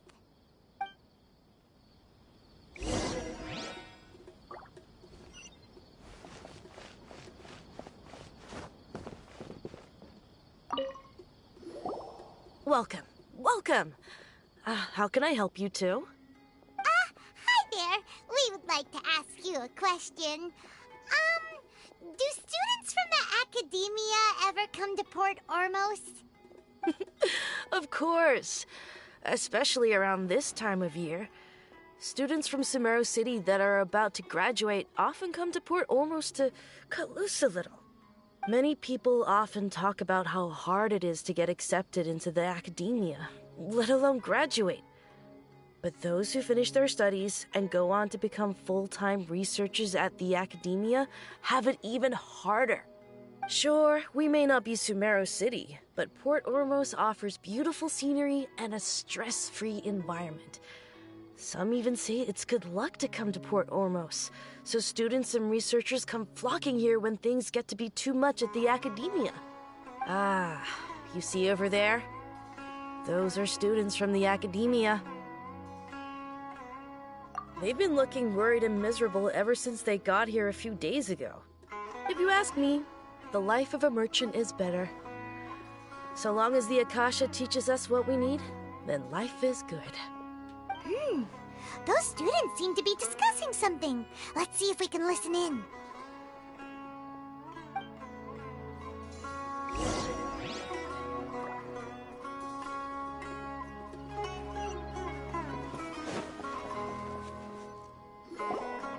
It's no good.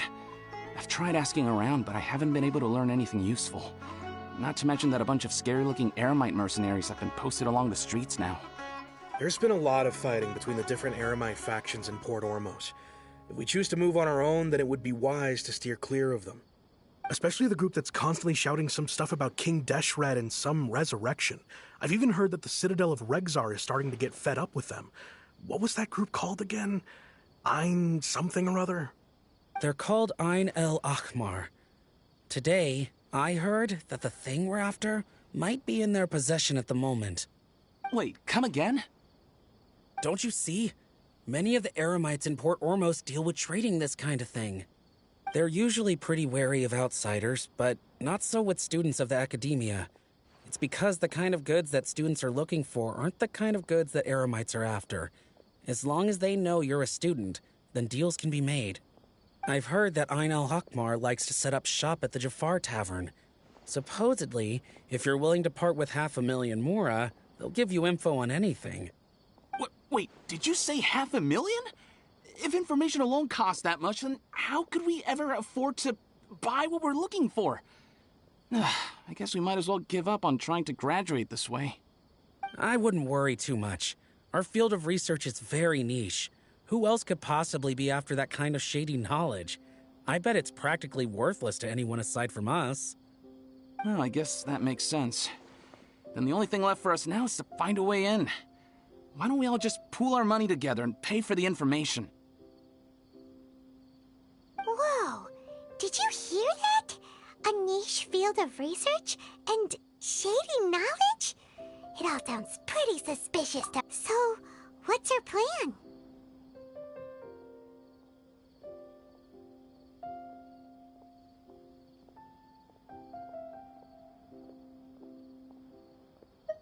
Wait, didn't you hear what they just said? Buying information is going to cost us 500,000 mora! Have you lost your mind?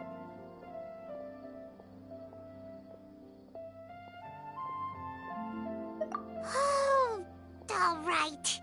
Paimon never thought she'd agree to parting with that kind of mora. But if you know what you're doing, then we should give it a shot.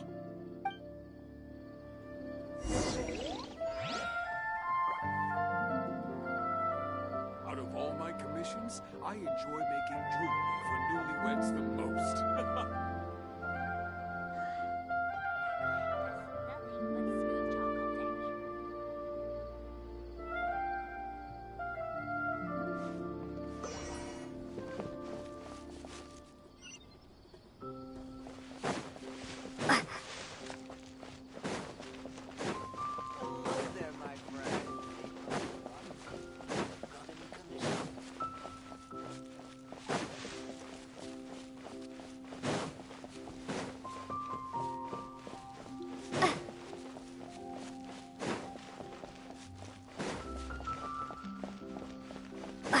This is the place we heard those students talking about. Let's find a seat somewhere.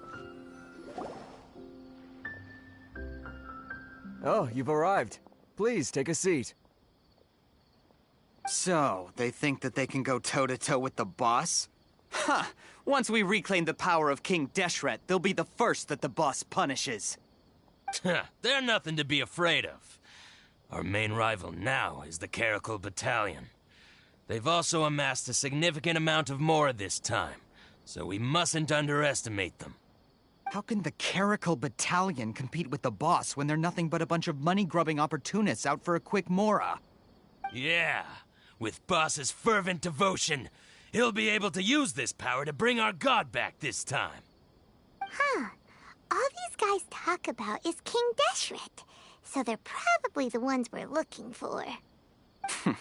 Greater Lord Ruka Devata. That traitor and her followers must not be spared. The day will come when King Deshret exacts vengeance on Sumeru, and all of them shall be punished. Yeah, Paimon was wondering what they meant too. We should ask about that if we get the chance later.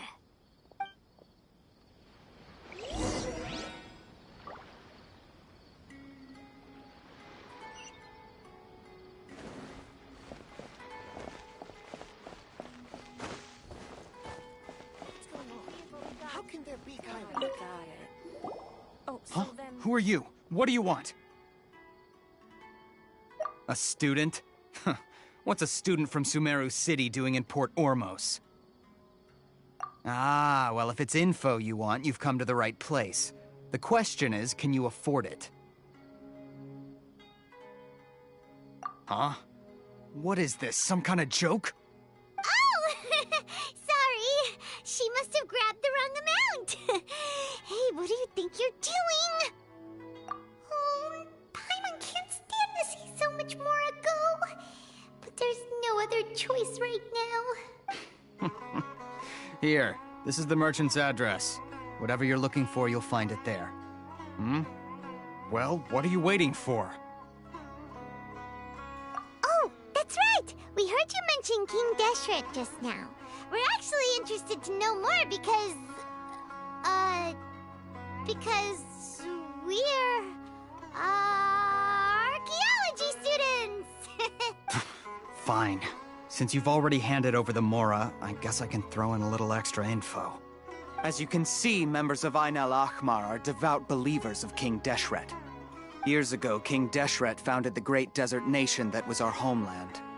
It was an advanced civilization, far beyond anything you'll see in present-day Sumeru. King Deshret was the rightful god of wisdom, but he was betrayed by a companion he trusted.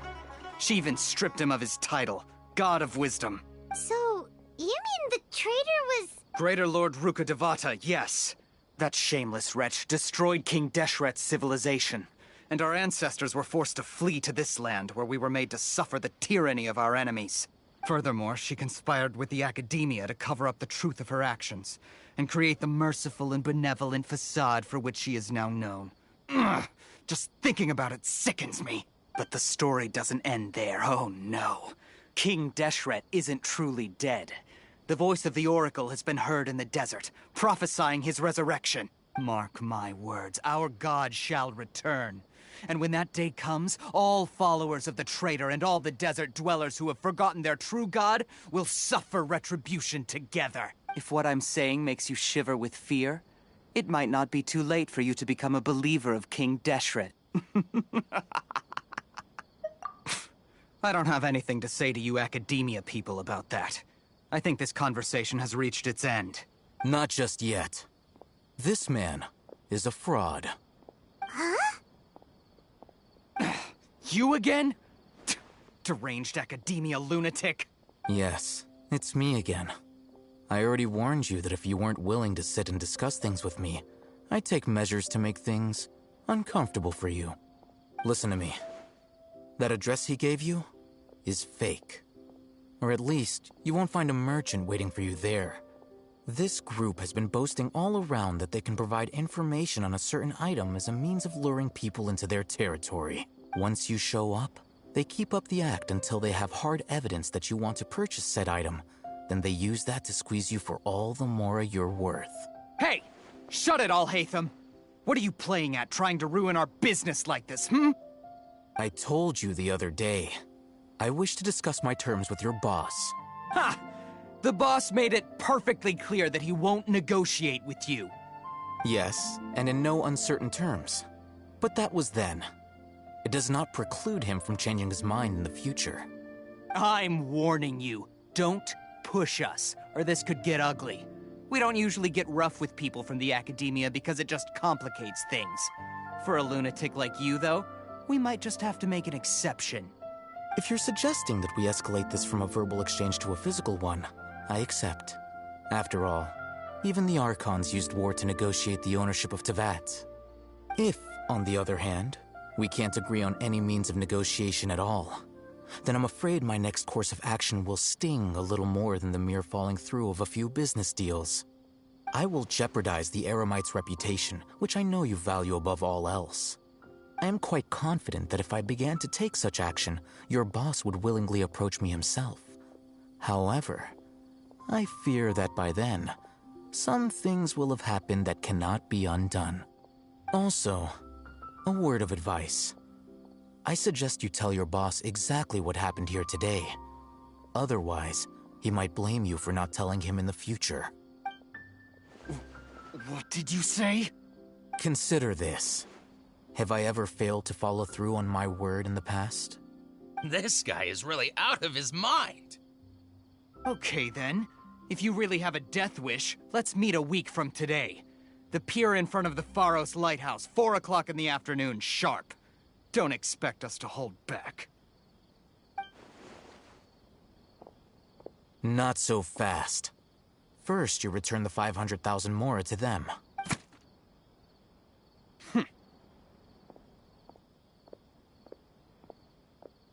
Please, I beg you, don't provoke them. We can't afford any trouble with this crowd. They haven't even paid for their food yet. Ah, Mr. Iman. There appears to be fewer staff in the restaurant recently. This wouldn't happen to be because they're all busy spreading the word to the students, would it? Well... Someone who chooses to do business with a group like that really can't afford to get so flustered the instant someone confronts them about it. Consider the meal compensation for our silence. I'd say you're getting an excellent deal. Whoa, did you see that? He not only got us our Mora back, but sent the Emirites running too! Plus, he seems to know a lot about what's going on around here. Let's catch up with him and ask some questions. He went that way! After him! Should I adjust the shipping schedule?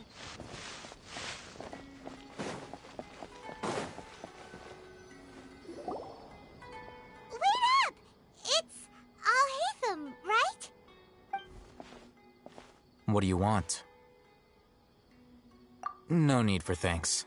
My goal was to get to them, and you two gave me just the opportunity I needed. We're even. Oh, I advise you to keep your distance from them. Since they weren't able to make off with your Mora in the end, they might harass you again in the future. All right. Goodbye. Hold your horses! We still have something to ask you about! Since you tore through their scam right in front of them, you must know the real story about certain something, no? Who exactly are you two? And why are you inquiring about that? A student. Right. Look, you should know that those thugs conducting business with you had nothing to do with your lie.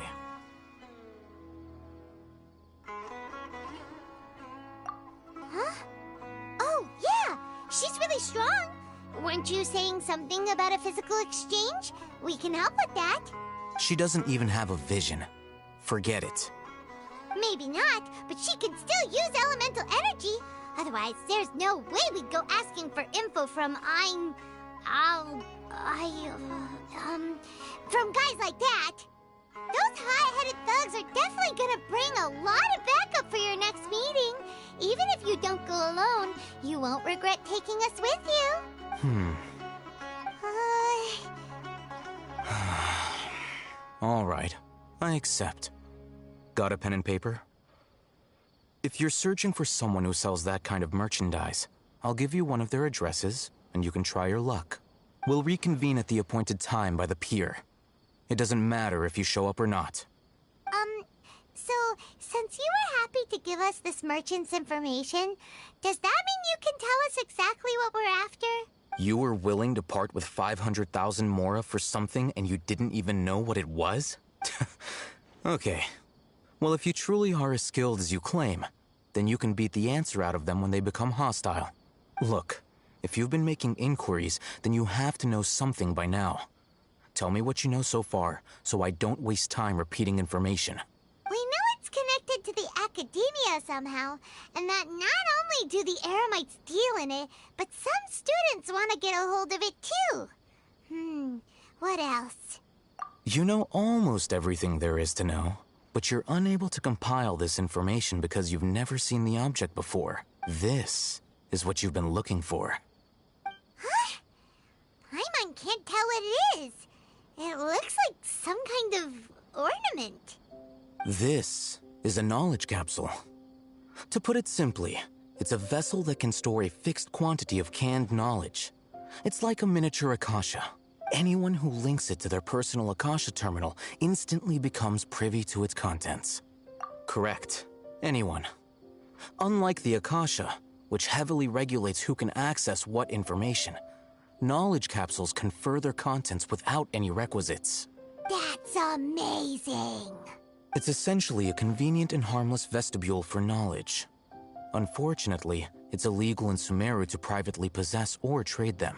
They were created as a means for scholars to transfer knowledge gained from Irminsul into the Akasha, and are intended to be destroyed immediately after use.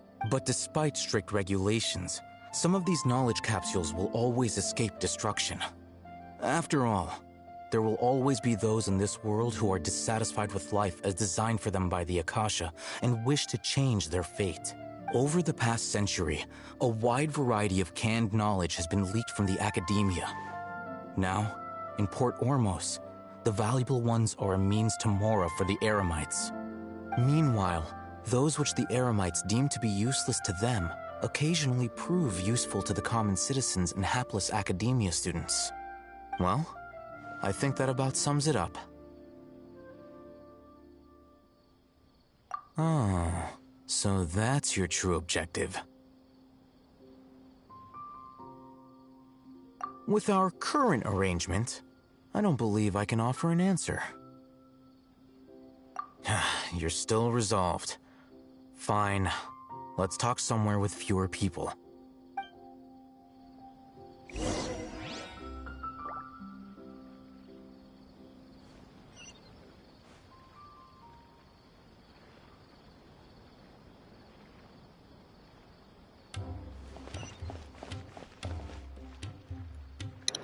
Okay, guys, like I said before, we've learned a lot while being here in Sumeru.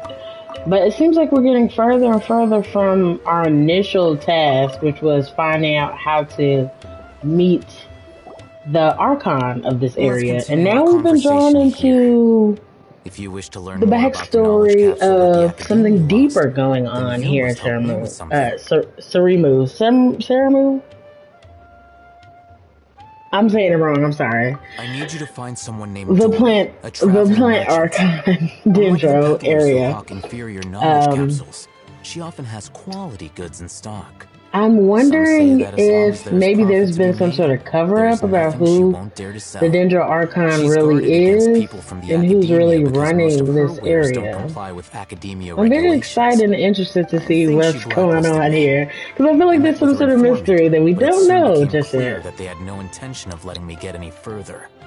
Become one of Dory's customers and earn her trust. This is my condition for further collaboration. Why do you want us to meet with her? Until you complete this task, you don't have question privileges. Fine. So how do we go about doing this? You two are outlanders who haven't been here for long, so Dory should view you as safe clients. I'll give you the informant's address and their contact password. Beyond the password, though, I have no way of knowing what other tricks she might have up her sleeve. You'll have to improvise. This is kind of nerve-wracking. The true challenge begins after you meet her. She has a keen nose for Mora and a shrewd eye for wares, and she only likes customers who she deems to have good taste. I'll prepare some funds for you. Buy her highest quality wares and earn her approval. But we only just saw a knowledge capsule for the first time. We don't know how to tell which ones are good and which ones are bad. Is that something we can learn quickly? That's true. Have you two heard of elemental sight? Oh, that's a surprise. Guess I'll have to hold you in higher regard. Anyway, that ability should resolve your issue.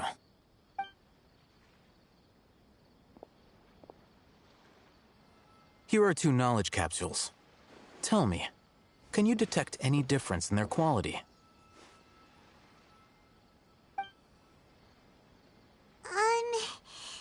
They look the same to Paimon. Try inspecting them with elemental sight. How'd it go? Did you see anything? Rumor has it that higher quality knowledge capsules generally appear brighter when viewed through elemental sight. That's because knowledge originates from Irminsul, the root of Dendro power itself. The more powerful the knowledge, the richer it is in Dendro energy. However, some canned knowledge with a high concentration of elemental energy is of little use in contemporary times, so those capsules are of little value. Using elemental sight is merely a stopgap measure, but it should suffice for earning Dory's trust. That sounds pretty impressive. Here's a sheet with the informant's location and contact password, and here is the mora for purchasing canned knowledge. Don't be cheap. You'll need to spend to catch Dory's eye. If there's any mora left over, just keep it. Oh, and be sure to exercise some caution. There have been Matra present in Port Ormos lately. Your efforts will be for naught if they catch you. Matra? They belong to the Academia's regulatory body. They also handle cases of illegal canned knowledge transactions. Like I said, the Academia has banned both their trade and possession. The Matra are razor sharp. You're in for nothing good if they lock their sights onto you. If you two want to back out, now's the time.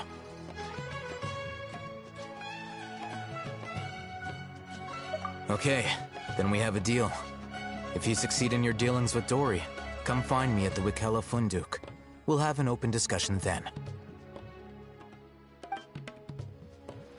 Looking at what Al-Haytham wrote, Dory's informant is a trader near Old Ormos. Let's follow these instructions and try to get in contact with him. Talk to the bartender.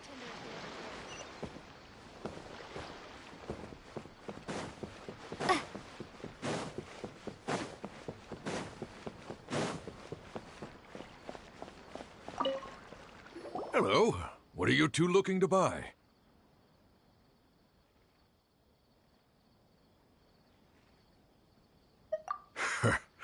What a unique palate. We have unripe hara fruits, but we usually keep them in the back. I'll have someone escort you. Following the paper got us past the first round. Ronak, these two want to buy unripe hara fruits. Show them to the warehouse. Got it. You two, please follow me. You two have a fascinating fashion sense. We haven't seen a customer wearing a sumeru rose for quite some time. Hold on. Let me think. Sumeru rose means common merch. No, look again. We're obviously wearing morning flowers. Ah, my mistake. I do apologize. Whew. That pop quiz sure was scary. Ah, the warehouse is up ahead. Please follow me.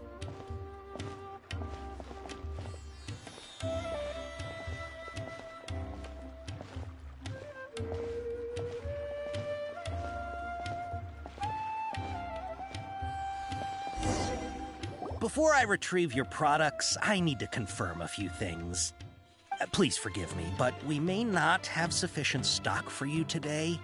Earlier, many of our hara fruits were taken by mice.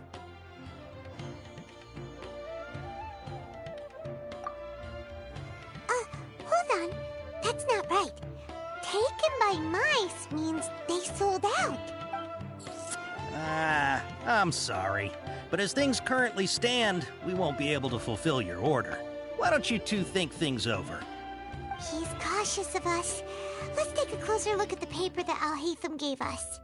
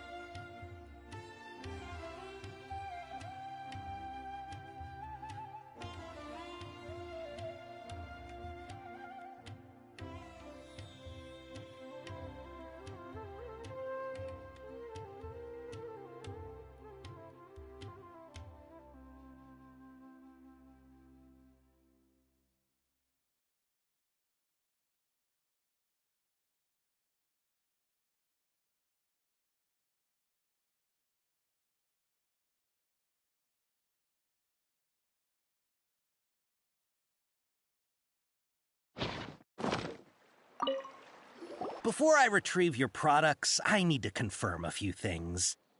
Please forgive me, but we may not have sufficient stock for you today. Earlier, many of our hara fruits were taken by mice. Thanks. If better goods come in, you'll be the first to know. You look like you have some skill. Why don't I pick out some fruits that'll make you dizzy?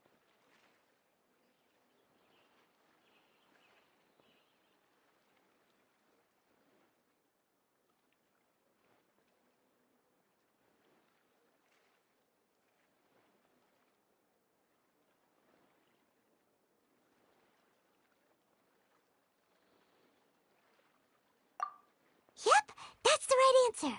But eating hara fruit that makes your head and ears ring? Would you like your hara fruits to be packaged in the Sumeru City or Port Ormos style?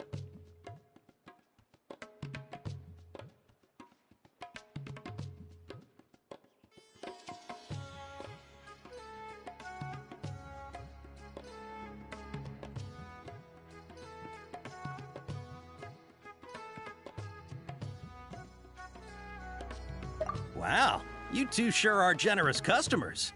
We'll be sure to package your products beautifully. Okay, everything has been confirmed. Miss Dory is waiting for you up at... Shoot, it's the Matra! Run! What? The matcha? Where? Oh, Hatham said we're done for if they catch us. We gotta get out of here. We don't know this area, so let's follow that informant.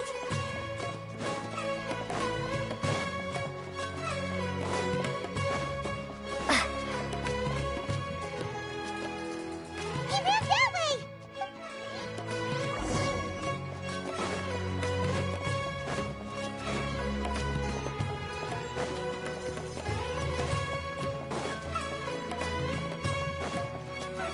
Look, he's over there.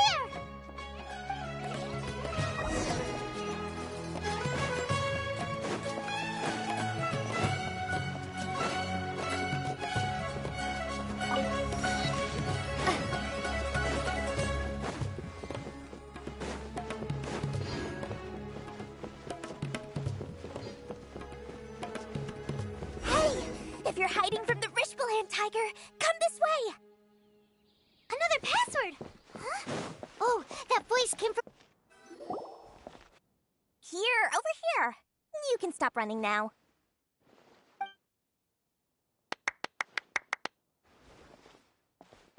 So you were the one who was calling out to us just now.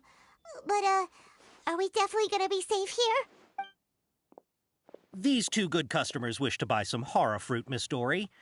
And if there's nothing else, I'll just excuse myself. Oh, very good. Thank you. Huh? Wait, you're Dory? I'm sure thought you'd look a whole lot scarier. Hey, what are you trying to say, Princess Pea-Brain? I can be scary enough when I need to be, believe you me.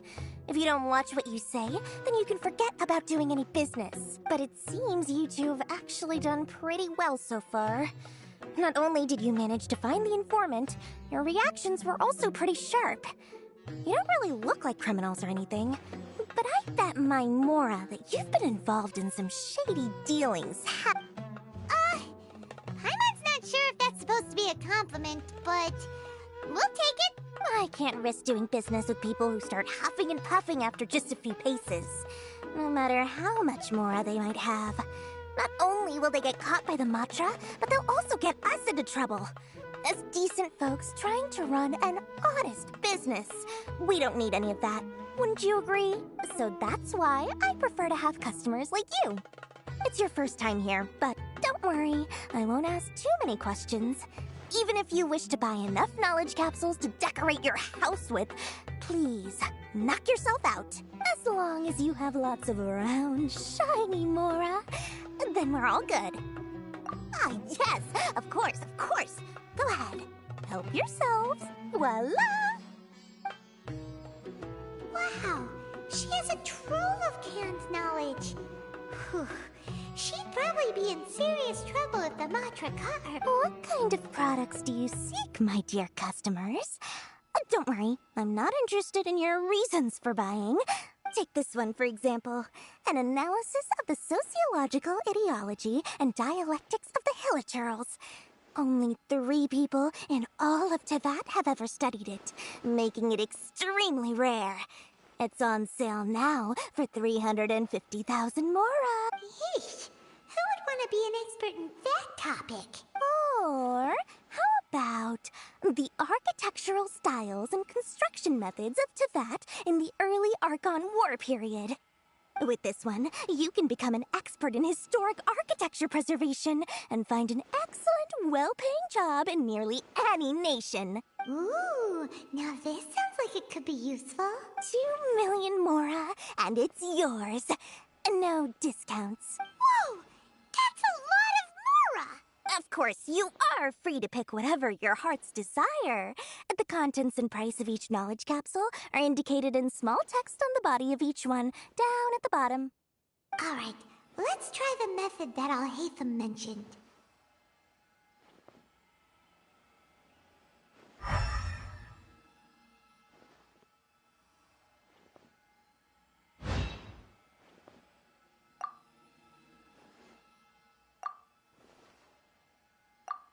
Ah, you've really got a good head on your shoulders.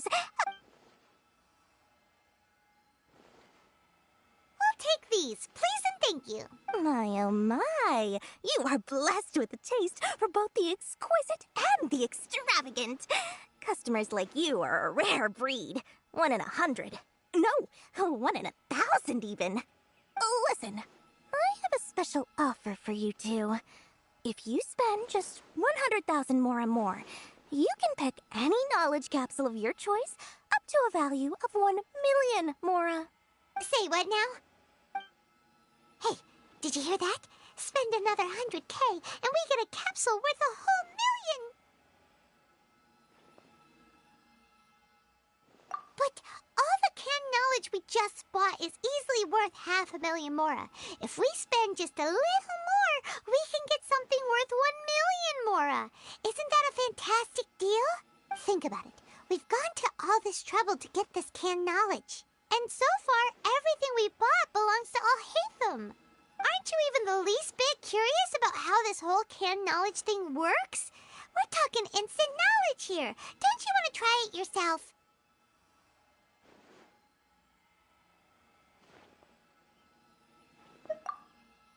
Come on, come on! We still have around 100,000 of Al-Haytham's moral left, so let's put it to good use by finding something useful for you. Ahem, you've got a deal, Dory. We'd like to spend an extra 100,000 mora. Excellent! Then please, select from this fine collection of canned knowledge over here. Hold on a second. Paimon thought we could choose whatever we wanted. Why can't we choose the ones from over there? Oh, but my dear customer, the knowledge capsules over here are worth 1 million mora each. I'm sure discerning customers like yourselves will be able to find something to your liking. Please, take your time. Uh-oh, Paimon has a bad feeling about this. Let's use Elemental Sight again to check these.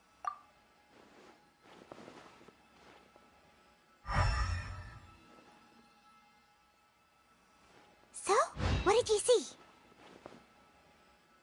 So, they're all worth about the same amount? Well, anyway, the mora's already been spent, so let's at least try to find something useful. Let Paimon take a look here. An introduction to traditional Sumeru brewing techniques, the art of growing spices, an overview of ancient runes. Oh, how about this one? Sword Fighting Techniques 8. Not sure we'd ever find volumes 1 through 7, but at least this knowledge should be useful, right? Let's go with this one. Dory, we'll take this one. All right, very good. I'm expecting some new goods in the next couple days, so be sure to check back again soon. Whether it's canned knowledge or anything else you need, bring your mora to Dory and doors will open. Our dealings with Dory went smoothly enough. Let's head to Wakala Funduk and meet up with Al-Haytham.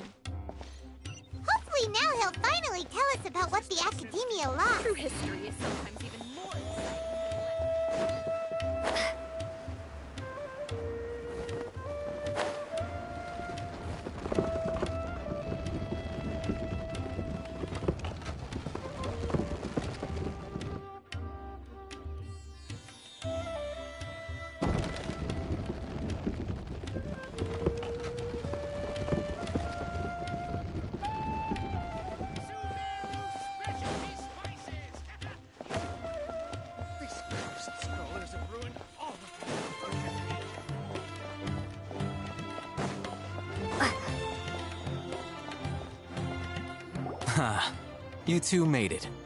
And from the looks on your faces, you were successful. Whoa, there's so many people from the academia here. Why would you pick this place as our meetup spot? Well, Wikela Funduk is under the academia's control, so naturally the academia has people working here. I came to Port Ormos under the pretense of conducting official business. You're a pretty daring guy. Relax. No one here is interested in anything we say, and the Matcha won't come here. Okay now, tell me how your encounter with Dory went. Okay, we did what you asked. So, can you tell us about the knowledge capsule that the academia lost now? Before that, I have to ask, why are you two so intent on tracking it down?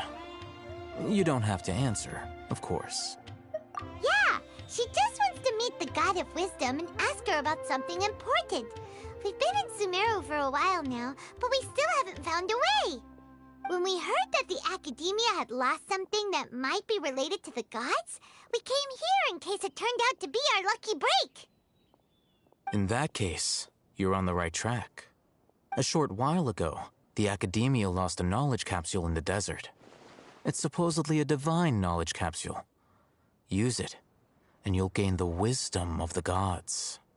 Wow, there's really such a thing as that? Hey, if we find it, do you think we could learn how to meet the Dendro Archon? Ooh, or even how to find your brother? I highly doubt it has any mystical properties, but it does indeed exist. And it's right here, in Port Ormos. So, where exactly? That's what we need to find out next. I won't deny that. I am investigating because I'm curious as to what the divine knowledge capsule truly is. As you know, the Eremites in Port Ormos also have their eyes on it. It is an extremely precious item. The knowledge contained within may bring great power or wealth to whoever has it in their possession. Several brigades have been vying for ownership of it as of late, but there is still no victor. My personal finances and connections cannot compete with those of the Eremites. After attempting various methods, I finally managed to reach a tentative agreement with several brigades. I agreed to forego ownership of the divine knowledge capsule in exchange for the opportunity to study it. After all, there's no harm in understanding what it is. However, there are those who are less amenable to negotiation, such as those from Ain al-Ahmar. They adamantly believe that the divine knowledge capsule contains King Deshret's power, and that he will return to this world when they obtain it. They refuse to let anyone from the academia tarnish their deity's soul. So you kept hounding them because they refused to cooperate with you? Yes. Ain al-Ahmar isn't exactly wealthy, but its members are determined to get that capsule by any means necessary. To that end, they've resorted to many methods more foul than fair in order to amass sufficient funds. So, I've been sabotaging their business to force them into negotiating with me. The divine knowledge capsule should be up for a secret auction within the next few days. Each brigade will place their own bid, and the prize will be covertly given to the winner. To ensure the capsule's security and to evade the Matra's notice, the winning brigade will not publicly disclose their victory. Unless I know whose hands the divine knowledge capsule ends up in, my agreements with them will fall through. Dory is the most reliable source of information, but that avenue was previously closed to me. With you on board now, the situation is different. In other words, you wanted us to befriend Dory so you could find out where the divine knowledge capsule is. Yes, you can say that. But this arrangement harms none of us. The day after tomorrow, go back to Dory and try to purchase information on the divine knowledge capsule's whereabouts. If she has no information, wait 2 days and approach her again. If I get the opportunity to study the divine knowledge capsule, I will relay my findings to you. Will that suffice as compensation? Okay, then we'll meet up in 2 days. Alhaitham, before you go, we actually bought a knowledge capsule for ourselves, but we're not sure how to use it. You two want to try using a knowledge capsule? Sure, I can teach you. Doing so right under the Academia's nose is a bit problematic, though. What do you say we head to the outskirts of town?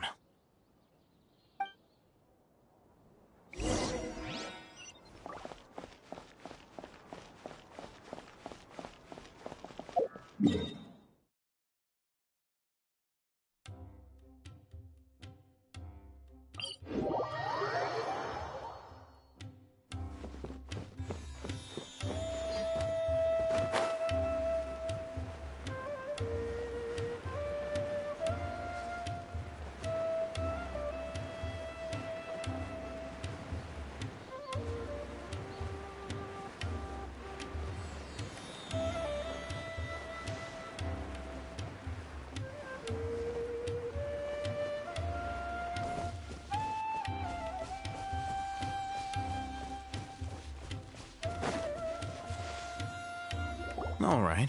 This place works. Show me the capsule you purchased. Here.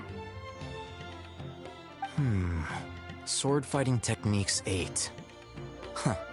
A combat class knowledge capsule. This class is something of a rare find these days, since most have been taken by the Eremites to augment their battle capabilities. Really? Ah, yeah, what a great buy! If you want to determine the efficacy of this capsule, I can evaluate your combat ability. However, effects will likely be minimal if you already possess a high amount of strength. We can conduct a controlled experiment where you fight 2 battles, one before using this knowledge capsule and one after. While you fight, we can use an Akasha terminal to monitor your various physical parameters. There may be variances in your physical strength between the 2 tests, as well as a disparity in your opponent's abilities. But don't worry, I'll run statistical analyses afterward to mitigate any confounding effects. You must have been one of those guys at the Academia who got top grades on everything. Paimon's curious about something, though. You definitely weren't one of those students who needed canned knowledge to graduate from the Academia, right? So, why are you risking getting caught by the Matra for this capsule? When you are unable to understand a researcher's actions, most cases can be attributed to curiosity. This is but one theory. You're trying to avoid the question. All right, let's begin the test. Just fight as you normally do.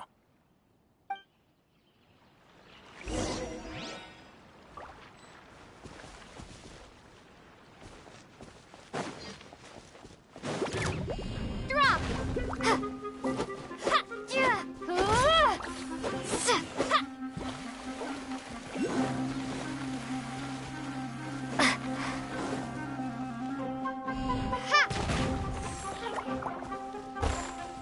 Without further ado,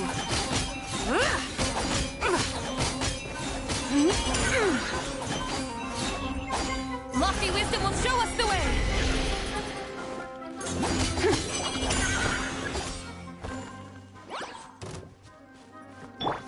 Cleanup sequence initiated. Preparing for dust-up.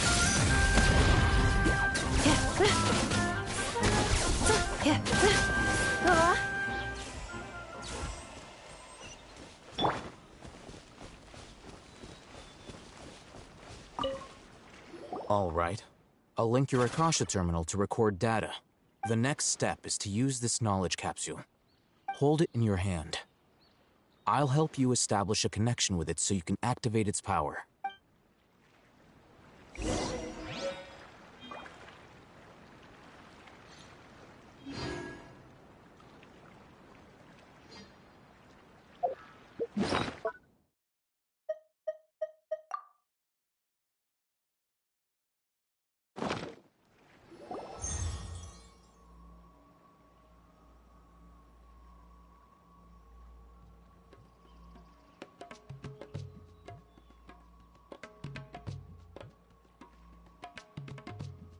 Hey, how are you feeling?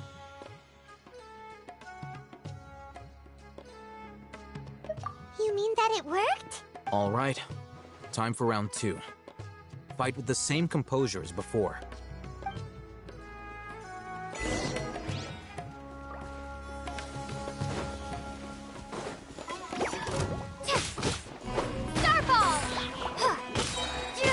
Crumble apart!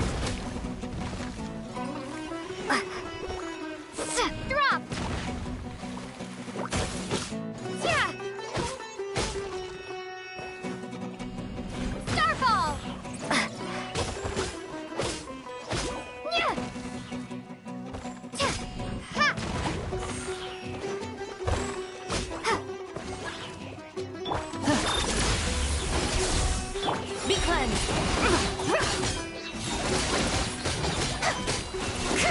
Smite to death!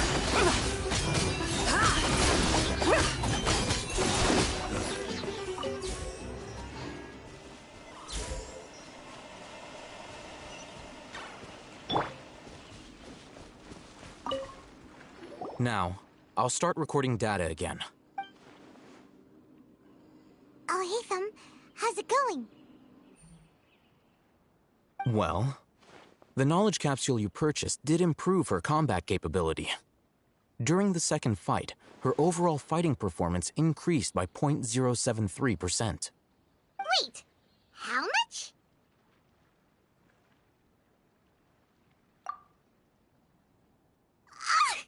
Dory's such a jerk! She totally scammed us! 1 million Mora? This thing isn't worth a tenth of that amount! Of course, this could be because she is so powerful that the capsule's contents were unable to produce a substantial increase. At the very least, this test allowed me to gain more insight into you two. Our deal seems increasingly worth my investment. I'm heading back to Akela Funduk. I await your response in 2 days' time. This is Mora for when you ask Dory for information. Pay her as much as she requests.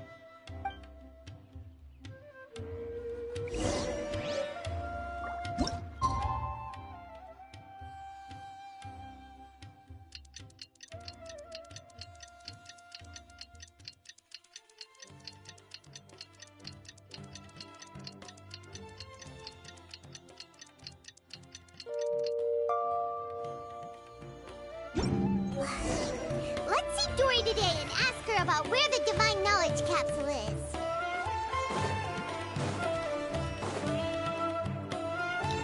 Okay, guys, so before we do that, I want to unlock that 7th statue over there.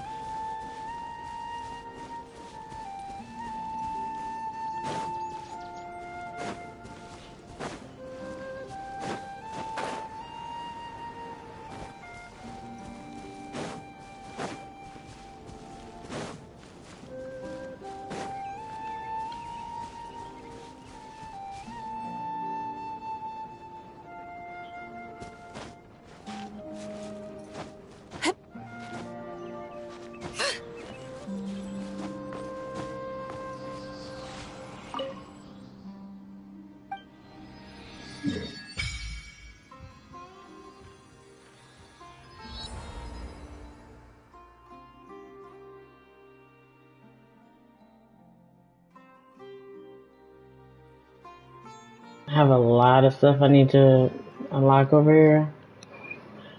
And yeah, I just want to be able to see it on the map. As you can see, this whole area needs to be unlocked. So now we can go back to our quest. Oh, I forgot. I gotta leave out of it first.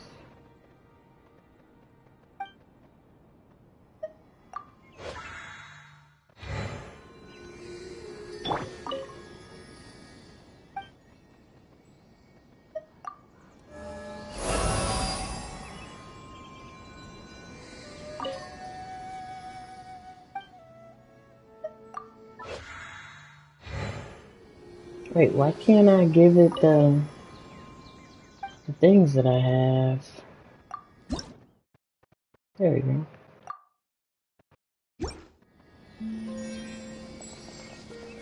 Okay, now we can go back here. Okay.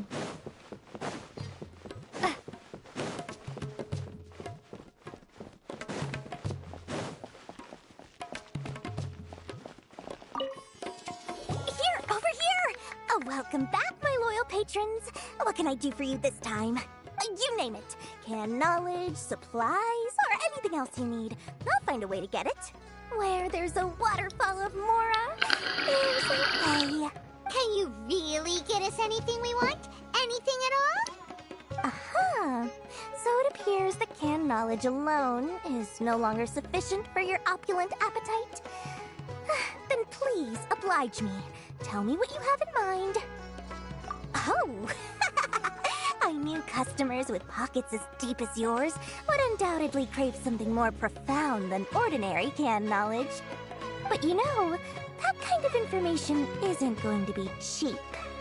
After all, I had to work really hard to weasel my way into the auction site. Not to mention that if anyone found out that I was the leaker, I would be in big, big trouble. But how can we be sure your information is accurate? Paimon's curious how you just happen to have this kind of info the moment we need it. Because to me, anything of value is what I consider to be my supply. Therefore, I must always be aware of what's hot on the market in order to secure more sales. As for the information's authenticity, well, you've no need to worry about that. I used a camera to take a picture of the transaction. That way, no one can dispute it. It's always a pleasure doing business with such sterling patrons. Now that you've paid in full, here's the scoop. The Divine Knowledge Capsule was purchased yesterday by a certain Misery, the leader of Ain el Ahmar. Ain el Ahmar? You mean the Eremites who worshipped King Deshret? Ah, so you're already familiar with them. The group has done everything in their power to obtain the Divine Knowledge Capsule. After all, they believe it contains the power of King Deshret. That Divine Knowledge Capsule is unlike any other canned knowledge I've seen before. It was glowing bright red. The capsule is clearly visible in the picture I took. You can look for yourself. Thanks for the info, Dory. Please, it's my pleasure. It's all thanks to discerning customers such as yourselves that my efforts yesterday were not in vain. Please, don't hesitate to contact me if you ever need anything else in the future. Mora for Dory opens doors. Well, we figured out where the Divine Knowledge Capsule is. It turns out it ended up in the hands of Ain el Ahmar. Let's head back and talk to Al-Haytham.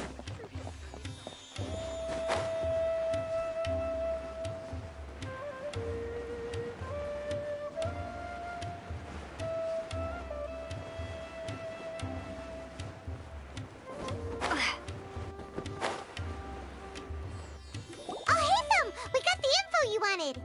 Really? All right. Let's hear it.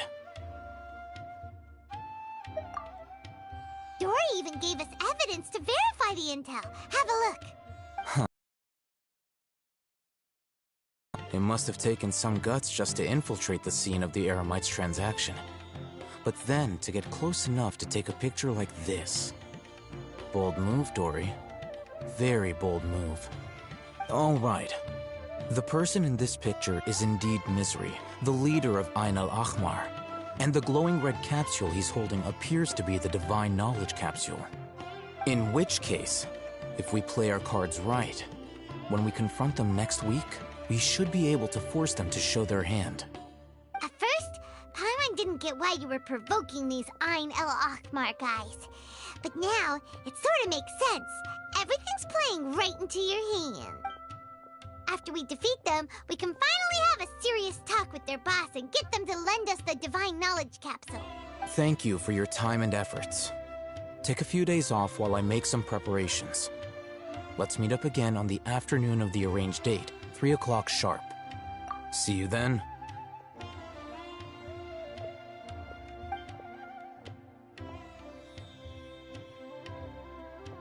Al-Haytham sure is taking his time. Where could he be? Oh, there he is. Sorry to keep you waiting. Let's head to the pier in front of Pharos Lighthouse. Yep, let's go.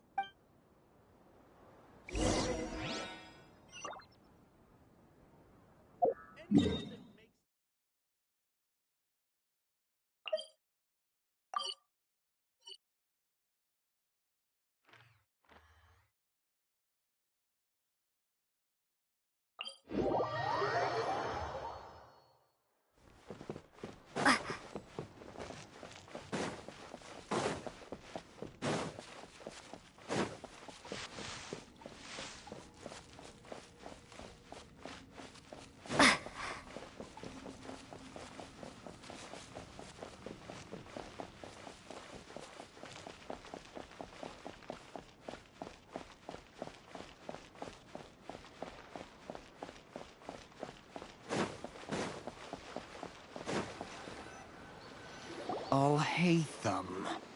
I knew you were crazy, but I didn't know you were crazy enough to actually show up. It was I who demanded that these negotiations take place. I was more worried that you might go back on your promise. But to your credit, it appears that you're sticking to your word.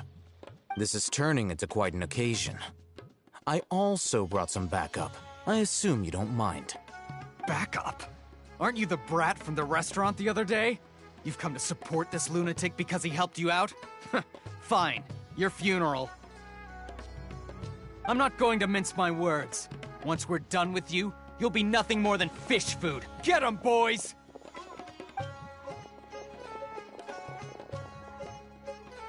Uh-oh, here they come. Good luck, you two.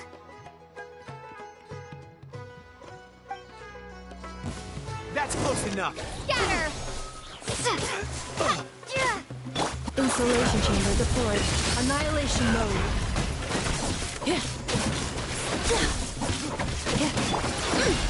Divine light, shield them!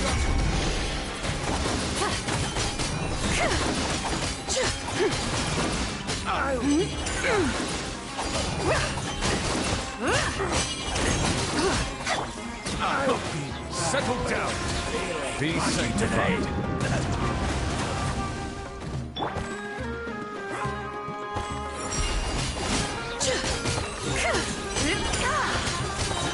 Lofty wisdom will show us the way! Light the dust! Coward.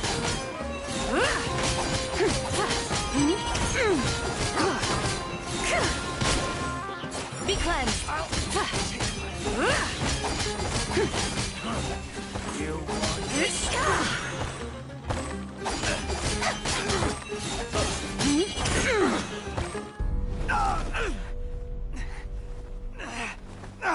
Academia scum!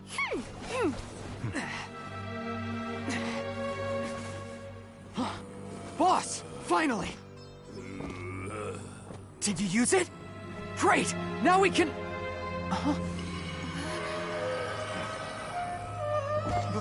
Boss? What the heck is going on here?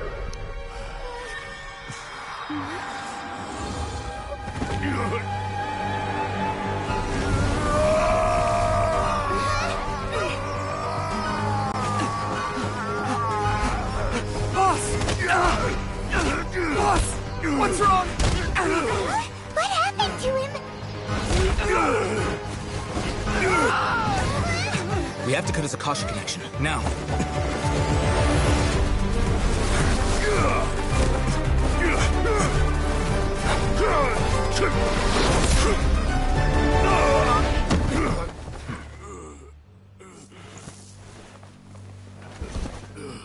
Target acquired. Arrest him.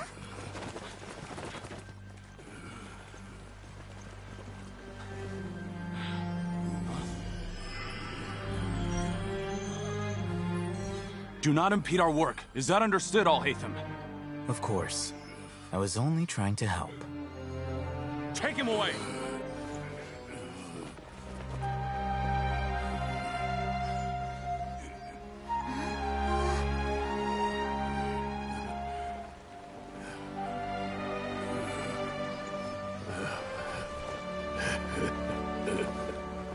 World, forget me.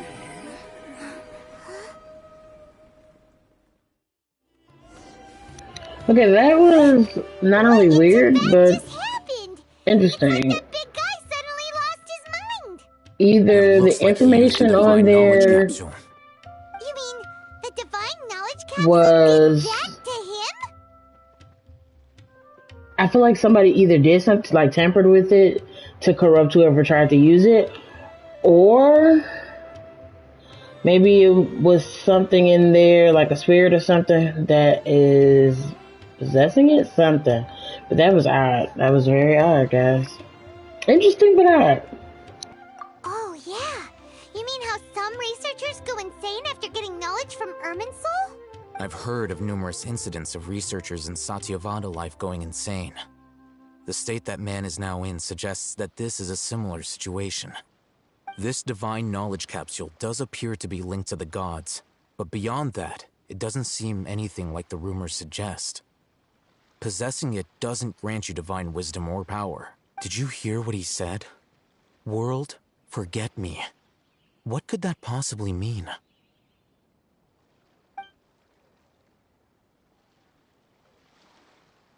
If the mantra took him away, then that means the Academia got the divine knowledge capsule back too.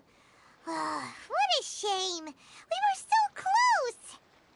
Still, Paimon didn't expect the divine knowledge capsule would be so dangerous. Imagine if we tried to open it. Oh, who knows what would have happened to us? As things stand, there is no reason for me to remain in Port Ormos. I believe our collaboration has also reached its end. Oh, we were so busy trying to find the divine knowledge capsule that Paimon forgot to ask you something. Since you're a member of the Academia, do you have any idea how we can go about meeting Lesser Lord Kusanali? Truthfully, I don't. Lesser Lord Kusanali appears to exist outside of Sumeru's entire administration. Most of the time, you wouldn't know she exists at all. Moreover, since the Academia possesses the Akasha, a symbol of our deity's wisdom, scholars have no reason to desire to make contact with the deity herself anyway. Everything about Lesser Lord Kusanali is such a mystery. I'm heading back to the Academia. How about you two? It's almost the day of the Sub-Zero's festival. Maybe we should head back too. We've been rushed off our feet over the past few days, so maybe a little rest and relaxation will do us good. Then we'll part ways here, Al-Haytham. Until we meet again.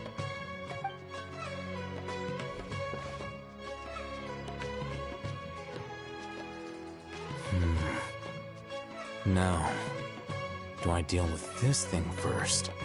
Or should I produce the report that the higher-ups require?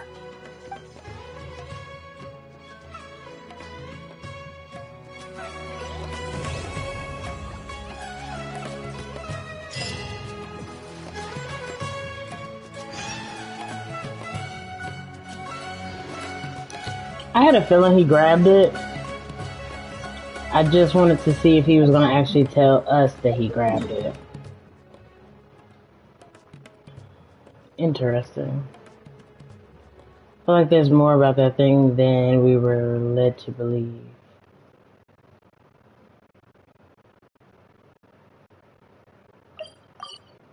We didn't miss the Sub-Zero's festival, right?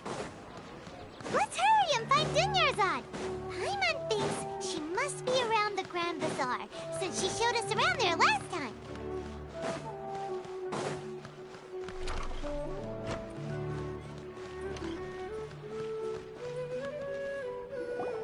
There she is! Dunyarzad, we're back! Just as promised, Traveler and Paimon. I'm so glad that you two came back to celebrate Lesser Lord Kusanali's birthday. Indeed. The festival's tomorrow. We've been preparing for so long that I can't help but feel a little nervous. There's no need to be nervous. Paimon's sure that Lesser Lord Kusanali will feel everyone's gratitude. Thanks, Paimon. I hope that everyone who comes to the festival will also have a good time. Speaking of which, did you manage to make your way to Port Ormos? Discover anything over there? Of course we went. A lot of things happened there. I see. Sounds like you two had another exciting adventure. If there is another chance, I would love to join. My lady, if you went to Port Ormos in your current state, we'd both be in for a lifetime of trouble. Dia! You were eavesdropping! It's called covert protection. Keeping an ear out for what's going on around my employer is part of the job. It's all right, Dia. I merely said I would like to go. I know better than to think my body could handle it. The festival's tomorrow. I've been doing nothing but causing trouble for you. So Dia, please take some time to relax. I'll be fine. Even when you put it that way, it still doesn't feel right. Don't worry, my guardian knight. Okay, fine, but only tonight. Tomorrow's a big day, and many no-good scumbags are gonna try to take advantage of that. Oh, you two must be exhausted from your long journey back to the city. My apologies for not realizing this sooner. I've already prepared a room for you to rest. Please follow me. Whoa, you're so thoughtful. Paimon's so ready.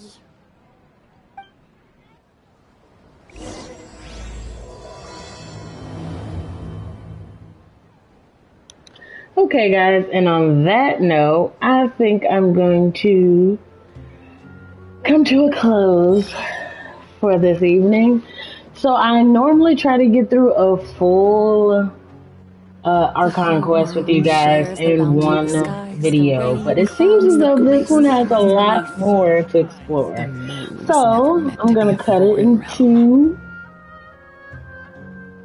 a 3-part series. Hopefully we'll be able to finish it by the next Monday for Genshin Impact Mondays.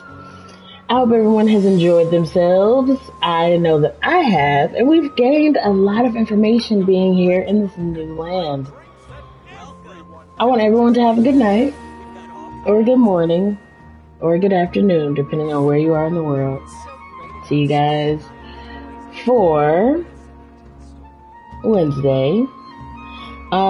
I think that I might take Fortnite off of my roster, guys. I just want to give you guys a forewarning. I'm thinking about adding Apex to my schedule.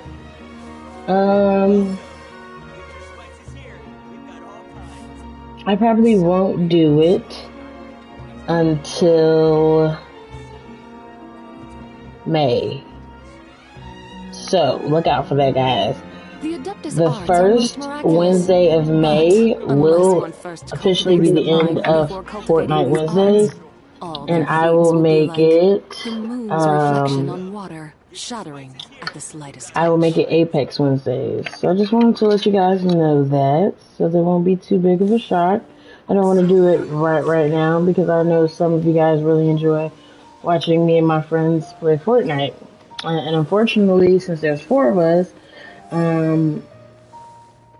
playing Apex is a bit difficult because it only has trios, if you guys have ever played. But fear not. I think we're still gonna have a good time. And even if we do like duos and like switch people around or something like that, we'll figure it out. The whole but world once shares again, the bounty of the see you guys skies, on the Wednesday. rain and clouds that grace Bye-bye. the earth beneath.